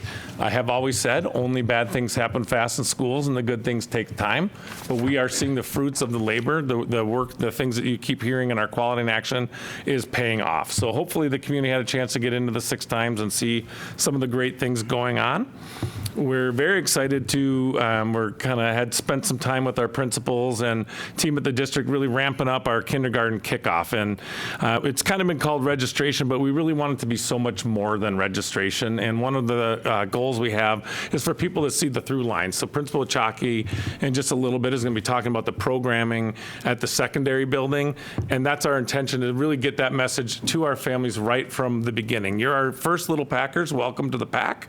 And here's what you can expect from your experience K through graduation and hopefully beyond. We've heard a little bit about the Foundation Gala at our work session. We were talking about that. What a great night that gala is. It's just so fun. I love to see everybody all dressed up. I don't always want to wear a three-piece suit, but it's fun to get dressed up and go out to a great meal in support of our students. And so the foundation, of course, has generous donors that make it possible to do teacher grants to try new and unique things in their classrooms. Very well supported from the foundation. And then, of course, we know the scholarships, but that event is really the primary fundraiser for the year. And I just got to give a shout out to Beth Squira and the staff and board at the foundation. I do sit with them. I see for sure one proud board member. Hi, Brenda. What an amazing thing we have there, and really enjoy that collaboration. So thank you to the donors, and thank you to for the foundation for that gala. College signing day, always a thrill. I really love the way that our high school team does this, where they set up the little station there in the stock exchange and honor the kids. And so excited to have Elena signing a letter of intent to play D2 volleyball at Ferris State in Michigan next year. So congratulations and shout out to Elena. The Willy Wonka production. I think every time we have one of these productions on the docket, we always come here and I see the heads nodding about how wonderful it is. And so we know that the arts mean so much to this community, as do many things. So great to see that the arts are alive and well. But now that they're done with Willy Wonka, you know, there's no rest for this group. They're right back at it, preparing for their one-act plays that'll be coming up January 18th and 19th. Lincoln Center ambassadors. We've worked hard to have partnership with the city, and I love how Deb Griffith, you know, I think everyone knows Deb and the amazing things she does, and this is one of the ones that people don't see as much because it's just happens at the school and the kids walk down there, but it is so fun when the ambassadors, the fifth grade students, go down to the John Carroll high rise or the other high rise and spend time with our seniors. And so that just speaks volumes about this community, where we're onboarding the sense of service and community for our youngest learners right from the get-go. Mr. Sanslow, boy, I think Mr. Ochaki and I were talking the other day, like I think he's going to end up trying to take over one of these PAC stations, because for his physics class, he really loves his Director Laliberty was saying, like, what about those hands-on learning experiences? And so he teaches at conceptual physics, which makes it really hands-on and engaging. And so they were studying Newton's second law of motion and learning about how the mass, the weight of the balls affects how they interact with them. So they used tennis balls, ping pong, and bowling balls to see how that impacts motion.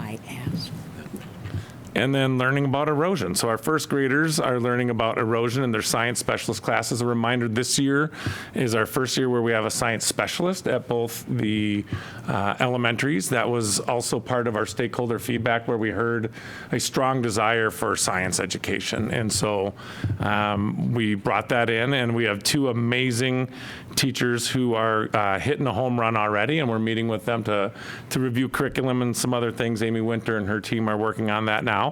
Here they were learning about erosion, and so they had to kind of inquiry-based learning, where they put together a hypothesis, what's going to happen if we build it this way, and then testing their hypotheses. So changing the shape of their hill to learn different ways to see what works best to keep the materials from being damaged by the rain.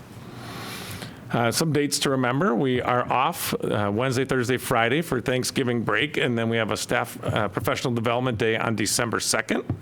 Winter break then runs December 23rd through January 3rd. I can't believe we're talking about winter break. Mm-hmm. We have some other dates to remember. Elementary has PTA meetings coming up on the 3rd at Kaposia, the 9th on Lincoln. And then we are really close to the end of trimester 1. So tomorrow is the last day of Tri 1. Trimesters kind of fall really nicely on those breaks with Thanksgiving. So excited. I know that brings some nerves for some of our kids around their grades and things like that. And certainly a load for our teachers to grade all those finals and things, but exciting to get to that milestone. December 3rd, no school for grades 6 to 12. That's a grading day and a record-keeping day coming off of the trimester. And then December 14th is the mistletoe dance. And of course, I would be remiss if I didn't acknowledge that it is Thanksgiving this week, and we have lots to be thankful for. I'm thankful to be in a community that cares and that we can have conversation. I'm excited about where we are and where we're going. We have more work to do, but I'm excited about the gap closures we're seeing, and that is all due to our staff. We talked about our ESPs and how I always refer to our ESPs as the glue. They're like the glue that holds it together. And like I said, as an ESL teacher and as a special educator myself, I know that our ESPs did so much. We have Dory, talked to her last week. We've served tens of thousands of meals to our students this year. Our buildings look fantastic. If you haven't seen the secondary cafeteria, it looks, I remember hearing one of our students say, this looks like what a fancy school has. And our kids deserve that. And so our buildings and grounds team has done a fantastic job of keeping our buildings going. Our clerical, and talk about the glue again in the office. Jolene even made me sub the other day. So, she's not afraid to put people to work. So it was fun though. I got to sub for Mr. Meyer and do that. But I guess my point is we're all chipping in and everybody's working so hard, and it's paying off in tremendous dividends for our kids. We saw the talent development this morning. We see the fruits of our labor. But I hope I didn't miss any groups, feeding the kids, getting them to school and back home safe, holding it together in the hallways, the classrooms, the offices. This is a special place, and it's the people that makes it that. When I interviewed for this job almost 3 years ago, I said it is not bricks and mortar that make up a school district, it's the people. And we have people who care. And so that's why I'm excited to be the superintendent here and look forward to furthering that conversation. But just want to say thank you. And thank you, of course, to our families and community for the strong support as well. We always say that our parents or guardians are our students' first teacher. And we know with that end of the trimester, I'm sure there's a lot of conversations happening around that secondary with some of the high school students and their families. So thank you to our families and community for the support. And then as always, you can find our meeting materials on our district website and follow along the great work our board is doing. Excellent. Thank you, Chair Rush. Thank you. Next, I've got some highlights from the evaluation process that the board went in relation to Dr. Zambrino. This has been kind of a lengthy process, and so I want to kind of walk through what it is. School board uses an annual evaluation that was developed by TeamWorks, which is a sort of leadership group that we have worked with for a great deal of time. And that rubric is based on standards of leadership, uses multiple elements within each of those. That aligns to state statutes for leadership and administration. All board members had the opportunity to individually fill out those evaluations. Those were sealed, and then they were opened by the executive committee, and then kind of analyzed and evaluated. Summary report was delivered to the board as a whole, and then I met with Dr. Zambrino to deliver in a performance evaluation. And then tonight, we are here to sort of give a summary presentation to the community as a whole. That's a lot of information, but that is the packet of information and the categories that it sits within. Broadly, it's about governance, finances, community relationships, the district operations, human resources, teaching and learning, student support, and ethical and inclusive leadership. And each of those have a lengthy amount of kind of sub-plans within that. And our board members, I want to compliment, took a great deal of time and wrote a great deal in those evaluations through that process as well. Results were delivered as both a board average and then also included individual scoring. We only speak as a board voice when we are all sort of there together, but I wanted to make sure that everyone's individual voices were heard. Majority of that scoring was rated as effective to highly effective. All comments each board member made were delivered in that evaluation. And then the executive committee really looked this over to kind of see the trends and some of the priorities that were emerging in the evaluations for what was going forward. And I just want to acknowledge this at the start. no one accomplishment that happens inside our district is the result of any one person. Like, the superintendent clearly needs to lead a lot of these efforts, but that is done with really great team and a really great staff that is inside of our district. And we have almost an entirely new cabinet team in these district efforts, and it takes a little bit of learning time to be able to deliver on all of those pieces. But in the end, superintendent has to answer to all of the district needs and concerns, and that we all sort of play a role in the success of this district together. And many of you are showing up tonight and showing that similar sort of effort. So some of the strengths that were identified through that report is really around some really critical systems and practices that were not present in our district. There is a fair amount of sort of like data-focused collection that was not present, that it was really hard to evaluate how we were doing, both in student attendance, student achievement, our graduation rates. There are elements of that we couldn't even really accurately say who our students were, and brought a real data-driven sort of practice to this. That emerged into the creation and launching of our desired daily experience, hearing from our students, our families, and staff about what it should be like to be inside our schools. That also went on to Packer Pathways and our new strategic plan going forward. As we sunset MYP and PYP, we heard from many inside the district that IB at those levels was not effectively serving our students anymore. So sunsetting that and moving in a new direction to positively impact our students took some really great leadership to make that happen. If we can go on to the next one. We appreciate the development of a strong cabinet leadership team to help us execute kind of the mission of the district, and led us through a really serious fiscal crisis through that levy campaign. I sat on the board with our previous superintendent who wouldn't launch that, and there was some frustration around that because we could see kind of the financial impact that was coming. We were in trouble as a district, and anytime you go out to a professional surveying group who says how you should do a levy, they talk about a 2-year strategic plan to make that happen. Dr. Zambrino was home with COVID, I think, in May, and that's when he sort of launched this plan. He's like, let's go for it. Let's make that happen. And many people inside our community rallied to help lead that effort, but that might not have been initiated had you not been at home sort of with that harebrained plan that, like, sure, in 5 minutes or 5 months, we can ask our community to rescue where we sit. I know that passed by a very narrow margin inside our community, but it fundamentally saved our schools and where we are at. We would have lost between 16 and 18 teachers and a great number of paras had we not been able to pass that levy. Our class sizes would have absolutely ballooned. And then we kind of reflected about when you are going through the process of hiring a superintendent, you can't predict what sort of crises you are going to face inside your district. Whether that is the tech crisis we went through, we've had more than a few sort of student-related issues. We've had some really significant problems, and appreciate the real level leadership through that process. And then also helped launch a partnership with our city to develop some core values. I think one of the things that's really special about our community is we only answer to one city and one school. Anyone who works in another school system, you are spread out across many, and I think there is real value in us aligning our missions together. Okay. And then we also focused on areas of growth. There was some individual feedback that was provided as well.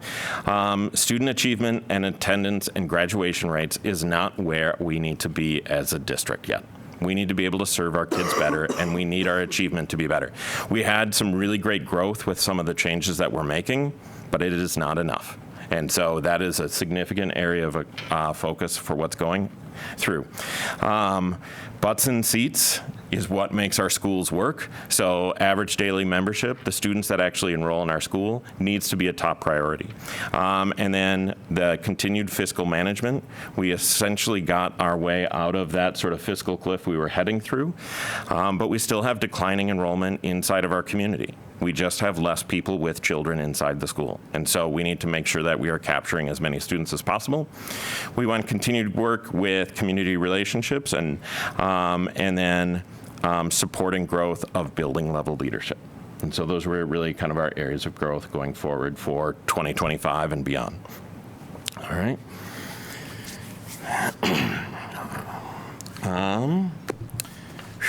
Okay. Good job. That was a lot of stuff. I feel like I've done a lot of talking up here tonight. Up next, we have our consent agenda, which are items that are financial claims, staffing, and personnel in nature, have been provided inside of our board packet. At this time, I am looking for a motion to pass our consent agenda. Do I have a motion? So moved. Second. Any discussion? All in favor, please say aye. Aye. Aye. Opposed? With that, the motion carries. As promised, at this time, I am going to make a motion to table the superintendent contract for the December 9th, 2024 meeting. Do I have a motion? So moved. Chair Rush, I'm sorry, can you do a postpone instead of a table? A postpone. Okay, that's what Lisa has the right answers. I am going to make a motion to postpone the vote on the superintendent's contract to the December 9th, 2024 school board meeting, which covers the 2025 to 2028 contract period. Do I have a motion? So moved. Second. Any discussion? Chair Rosh, can I ask the difference between motion to table and postponement? The motion to table does not set a specific date or time. The motion to postpone does the specific date and time. And the motion to postpone also allows the time for the board to have a conversation. I would like to make a motion at this time to make an adjustment in the proposed contract. After hearing from our community, I would like to adjust the contract to align the percentage increases to that was negotiated and given to the teachers bargaining group. This would be 4% this year, 3% for the next 2 years. I would ask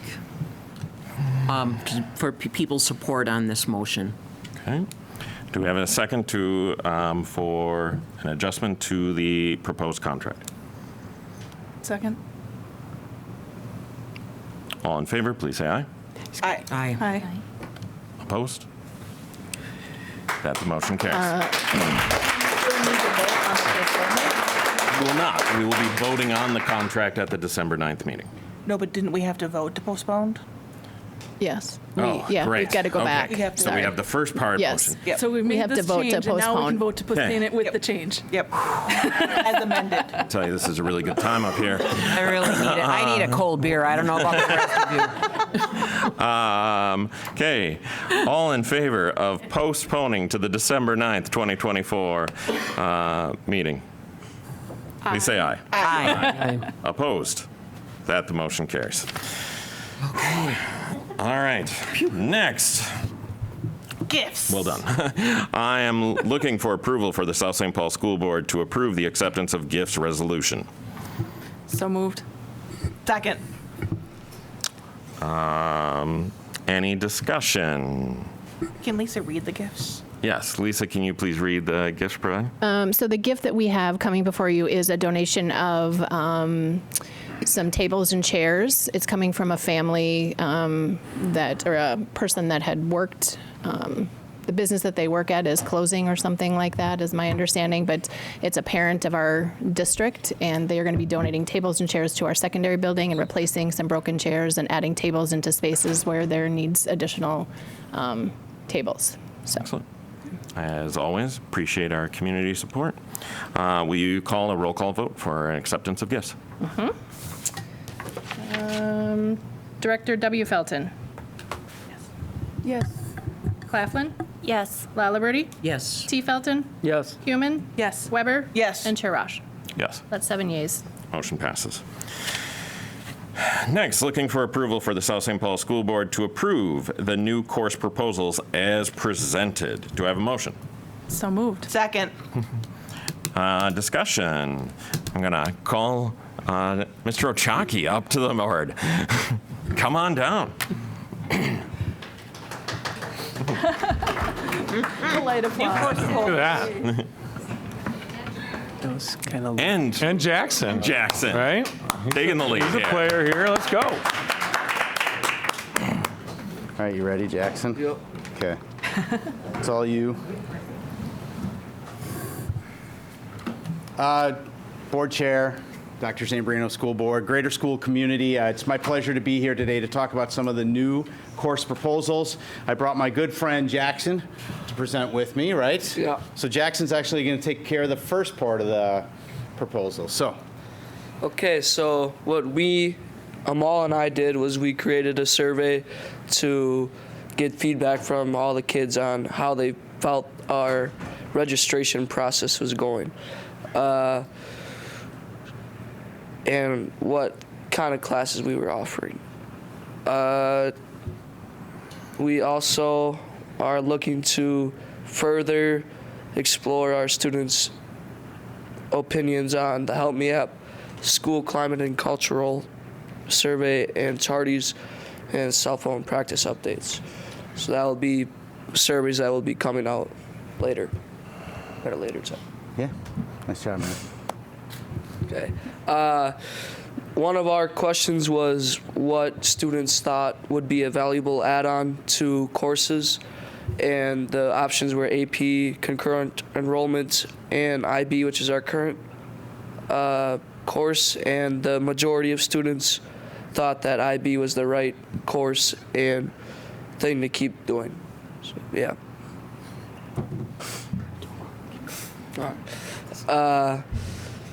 That's just another chart of what kids thought was more important or what they wanted the most. So I'm going to jump in really quick and just say in this chart, what you're seeing is we asked the students, and the one before it, is a value add important in our classes? And our kids said yes. We think you should have a value add, right? So a grade bump, possible college credit, something like that. Then we asked them, which value add is the most important to you? And what came out was IB, right? The program that we already do really well. The second one was concurrent enrollment. So for people who don't know that, that's college classes that are taught in our schools by our teachers, right? They thought, our students thought that that was the second most important value add. And it's really important to say we're on track already because our kids agree with what we're doing. And when asked about how students were getting information about new classes or programs, most students said that they were learning this information from their teachers and other students or from the announcements, and that's how they learned about new classes. Is this the same thing? Yeah, kind of. This actually asks the best way, right? So what I'm going to, so let's give Jackson a round of applause, right? Nice job. Good job, Jackson. Right? Yeah, okay. One of the things that I want us to really point out is the responsibilities that our teachers have for our students. Our students trust our teachers to turn to them and say, what should I do next, right? Which is awesome, right? Because they know. And announcements. And what I thought our students would do would say, tell me that the registration guide that we created or videos would be the way that they get most of the information. And it's not. That's what we learned, right? So what we are going to do as we think about registration after the first of the year is really change the system that we do to make sure that our teachers do have all the information they need, that we have a registration booklet that speaks to our kids, and that our videos actually make sense for our kids. So the value adds that we learned, right, Jackson and I learned together was value adds are important to our schools, and IB is the right program for us. We need to review our registration process and do a better job of sharing all the possibilities. And what I mean by that is our tri-district program, I've always said, is a secret gem, right? We send our kids that are here with us hours 1 through 4, and then they go to other places to learn job skills. And I call it a secret gem, and what I found out from our kids is it's a secret. in the survey, Really we good asked, secret. literally, it's like, in the survey, we asked the question, what do you know about the Tri-District CAPS program? And it was nothing, nothing, nothing. IDK, which I learned was, I don't know, right? Nothing, nothing, nothing, all the way throughout. So we have to do a better of not making it just a secret for our students, because it's an amazing program for us. And then our students are looking for more elective options and more opportunities, which leads us into the, oh, sorry, I took one more. I took yours, my bad. This is winter sports are in full swing right now. Currently, we have girls and boys hockey, girls and boys basketball, and boys and girls wrestling. And there's a lot of upcoming home events, girls hockey and boys basketball, and girls basketball, girls hockey, and more wrestling. And then boys hockey, we have our opener on December 5th against Johnson. We're going to get a win, too. And then another wrestling meet. This is actually, Jackson and I were laughing about this, right? I'm going to go to the boys Johnson South St. Paul game and root for the kids in maroon. If you don't know, Johnson wears maroon too. But actually, I'm going to root for South St. Paul. My son is a graduate now of Johnson, and so I won't have to see him get crushed on the ice any longer. So let's give Jackson a round of applause, right?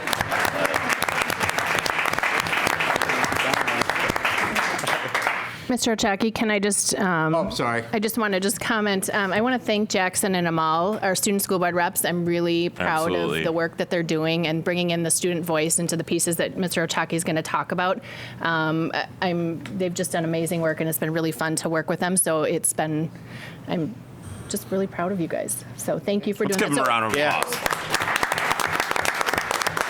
So one of the things that we learned were more students were looking for elective options and more opportunities. And so we said this year, we asked our teachers, hey, do you have a course that you think will ignite a passion in you or your students? Do you have a course idea that engages students to positively change our world? Or do you have a course idea that builds on one of our career pathways because we want to know about it? And what I'm going to tell you is amazing is the process wasn't easy. It wasn't simple in that people just were like, yeah, I'd like to do this course. They actually had to complete a Google survey that had 23 different questions in it, which ranged from background information and rationale to how does it align with our pathways? Does it impact our current course offerings? What's your delivery method? General description, and a ton of other things, right?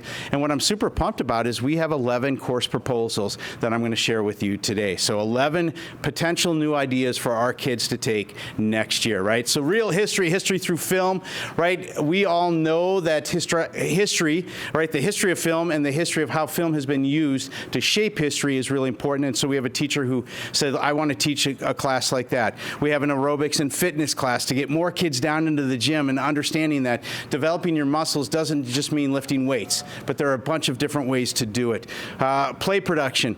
You guys just talked about Willy Wonka, the musical, but this really will cover the entire writing the play to actually the construction and the acting of the play. So really excited about that. We have a beginning guitar class that we started last year, and it was kind of a whim, and we had 15 guitars, and we had 15 kids who took the class. We now have beginning guitar. We have 45 kids that are taking the class, and we have our kids asking for another guitar class. So we want to introduce intermediate guitar. So personal finance, I'm going to tell you, is the #1 course for our teachers, our students, and our parents have said our kids need to learn about personal finance, like building that financial literacy, covering budgets, saving, things like that. If you have a kid at home like I do, we talk about his money that's going out the window all the time as he puts something new on his car, and really talking about the stock market, right, in financial management. So personal finance.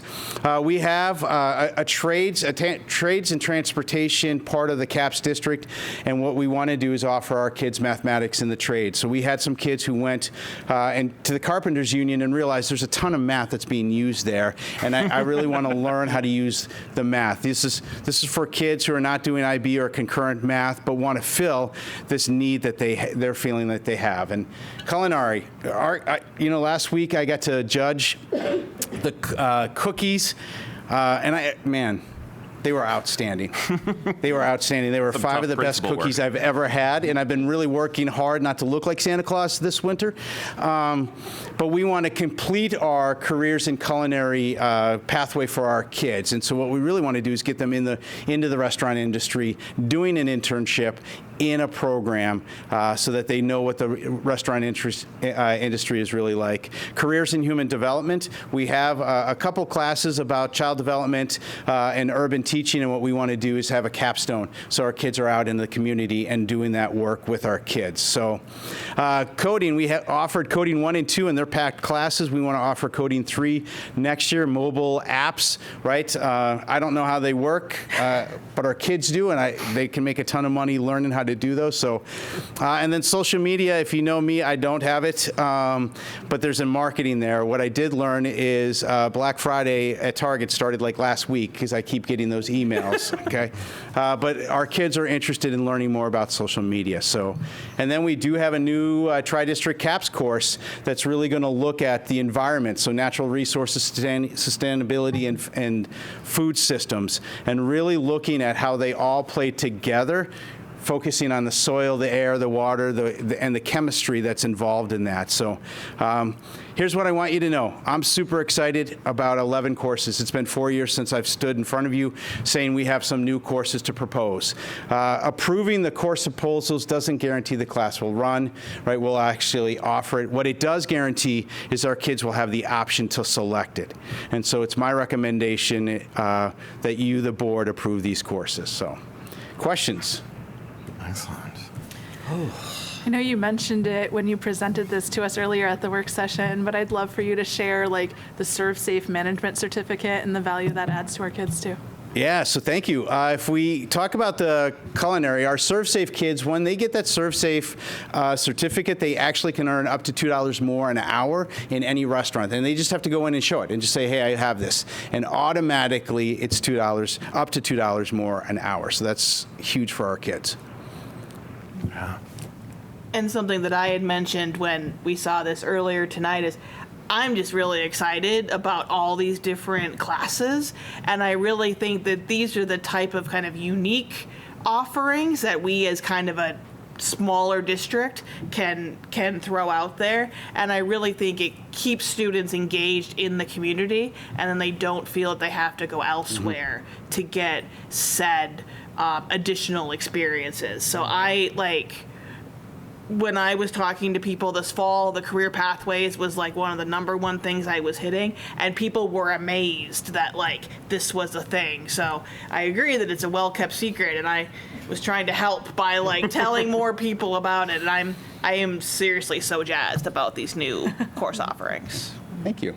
Excellent. Yeah, it's very exciting. I know it's great to hear that the IB diploma program still reigns supreme, but the sunsetting of the MYP really opened this all up. And so it's been, I heard Chuck say, Principal Chuck, it's been 4 years since he's been able to propose new courses. And what I love is that this is coming from our teaching staff.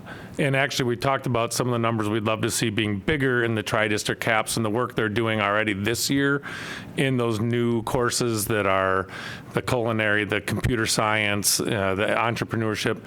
It's teacher empowerment. They're getting to really drive the courses, but in direct feedback to the students and our families, right? So this is like true partnership at its best, and so it's really exciting to see it coming together.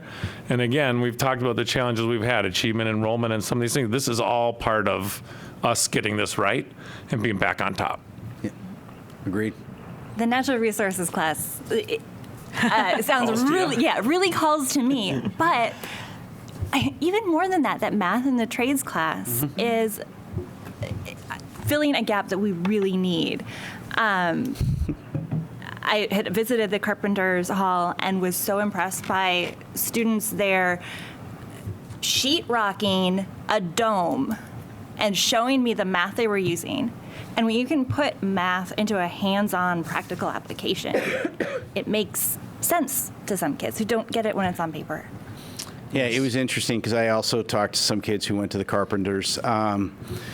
union and looked at it, and the math was what scared them, right? Like they loved it, but 1/4 plus 3/4, 2/3 is, right? That suddenly scared them, and it was like, we got you. Yeah. We'll take care of that. So, yeah. Good. Excellent. Cool. With no further questions, looking all in favor of the approval of the South St. Paul School Board to approve new course proposals as presented. All in favor, please say aye. Aye. Opposed? Unanimous agreement. Thank you. Thank you.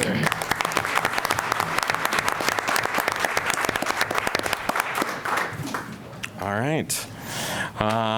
Up next, I'm going to turn to board members for brief reports on their committee work and where they have seen a passion. Let me start to my left to Monica. So as my committee, I serve also on the 917 board, which is a collaboration for special education students with eight other districts.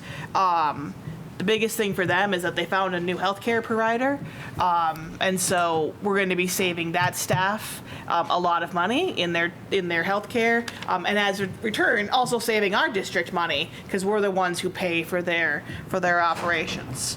So that was exciting. Obviously, Willy Wonka was a huge success, as we knew it would be. So congratulations to Mr. Holson and his whole team. They always do such phenomenal work there. And then if I could take one minor point of personal privilege, the high school I went to, which was Staples Motley, went to the high school championship football game for the first time since the 80s. And they did come in second, but again, it was the first time they had made it since the 80s. And just looking at my Facebook feed and all the people I went to high school, all just so excited. This is what happens in a small town in Minnesota.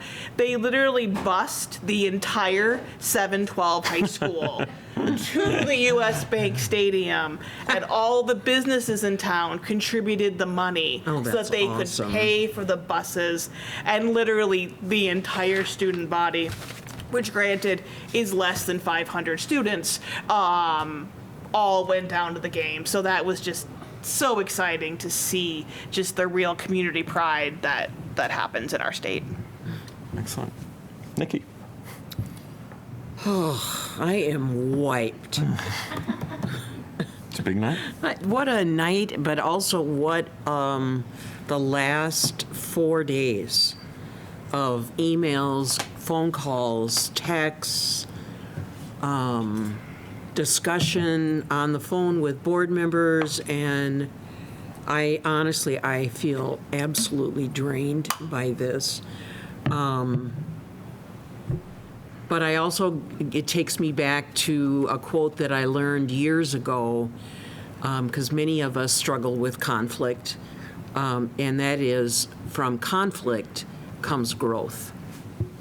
And I think that we've all grown through this experience. And even though John and I are just about done on the board, I hope that what happened informs the new board on how to proceed with issues. So I thank the community, as hard as this was.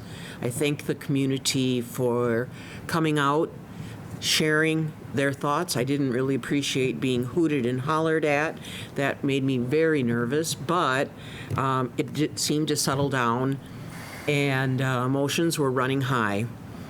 But I feel like we really listened, we heard you, and we'll move forward on this. So I just want to remind all of us, and myself especially, we are all neighbors and friends in South St. Paul. And we care about each other. People, when somebody's going through a hard time, people come out of the woodwork to help others, and that's one of the things I love about this community. I was not born and raised here, but we've lived here for 40 some years now, and I can't imagine living somewhere else. So thank you, community. All right. Let me go all the way to the other end. Kim? Oh, all right. I mean, to kind of echo to what Nikki was saying, I think where I'm seeing passion right now is from our community wanting to be involved. And when I kind of think back to the core value work that we're doing, right, we're showing each other respect, we're collaborating, and we want to make sure that there's equity for everyone. And we want to live that, and we want to move forward with that, right? Also, I saw Willy Wonka, and it was amazing. Wendy. Yes, I want to say a few thank yous out there. A huge thank you to Mr. Eric Holson, our theater director, as I was at Willy Wonka also, as I've told Eric so much that musicals are my absolute favorite, and his technical crew this time was wonderful. They were phenomenal. So I thank all of them, the actors, the tech crew, Mr. Holson, and all the volunteers that assisted with him for that program. It was wonderful. And I also want to put a personal, very good thank you out to Beth Squirra, who was our Education Foundation. She is our chairperson in our foundation. I want to thank her so much for the gala that we attended at the Mendakota Country Club. It was wonderful. I thoroughly enjoyed it. A great fundraiser for the foundation program. And I also want to put out a thank you to the boys basketball team. When I was at Cub Foods on Sunday, they were volunteering there to be bagging groceries for the customers at Cub, as they were collecting any financial donations that parents would give them from their assistants. I talked to several of the students that were there and also the coach, thanked them for that, and of course I made a donation to them, and it was a very wonderful thing. And last but not least, I just want to say Happy Thanksgiving. I have my turkey and I brought my little ones. So thank you. All right. Tim. Well, I don't think I could say it any better than Nikki Laliberte did. So thank you, Nikki. I don't have anything further You're to add. welcome. You're welcome. Ann. Thank you. The community support that we feel in South St. Paul is always amazing. My son joined me at the Education Foundation dinner, was it just last week? And he was just really thrilled to see teachers and other people from the school that he knows have a real life. You mean you don't live at the school? And he was so excited to talk to other people about how the Education Foundation has supported students at Kaposia. And the number of people that were there that have supported our schools for many, many years was just amazing. And I'm also really pleased to see that there were people who are just coming into that role of supporting our schools through the Education Foundation too. We really do show up for our schools. And tonight I have to thank our community as well for showing up. It takes courage to show up. It takes courage to speak up. And to everyone who has shared their comments to us, we have listened and we've heard your comments, whether you spoke tonight or at other meetings, whether you've sent emails to the board as a whole. Thank you. It takes that community engagement to let us know what is important to you. Sometimes it's showing up at the activities and showing up at the foundation. Showing up tonight matters. Thank you. I mean, I think we've found different ways to sort of echo this same sort of thing, but tonight I'm really reminded of what my journey was to get onto this board. Theater was at risk at one point in time, and as a parent, I got pretty involved and upset. And under a previous board, and Nikki spent the first 2 years maybe not quite forgiving me. We get along. We're just fine. But at that time, the school board was meeting via Zoom, and we, as a community, when we were upset about something, we really struggled for how were we going to be heard. So we led a parade of cars and we honked outside the homes of all board members during the meeting. And I think one of the things I really appreciate is that we have a community that's willing to fight for our kids and fight for our school and our community. Please know that we care about you. We care about the direction that we are going. I think the board members tonight as a whole made some movement to try and demonstrate that we have heard that. We will try and set a priority. I know we have a policy meeting on the 2nd, but I would like to kind of see if we can't make a schedule to do a special meeting to meet to set parameters around the bargaining groups that do not have settled contracts at this point. So I'm just going to put that out publicly right now, if we could meet and figure out a way to make that happen on the 2nd. Hey, Lisa. So if you could help us schedule that, and we can sort of set a parameters around that. Okay? Are you looking for a special meeting? Or Special meeting to closed session? To do a closed session. Yeah, closed session to do contract negotiation parameters for all unsettled groups. And then we could do policy afterwards and dismiss the board members who are not on policy. Okay. All right. With no other further items on our agenda, I'm looking for a motion to adjourn this meeting. So moved. Second. Any discussion? Anyone want to hang out until 9? No? All in favor, please say aye. Aye. Opposed? That the motion carries. Thank you. 8:26.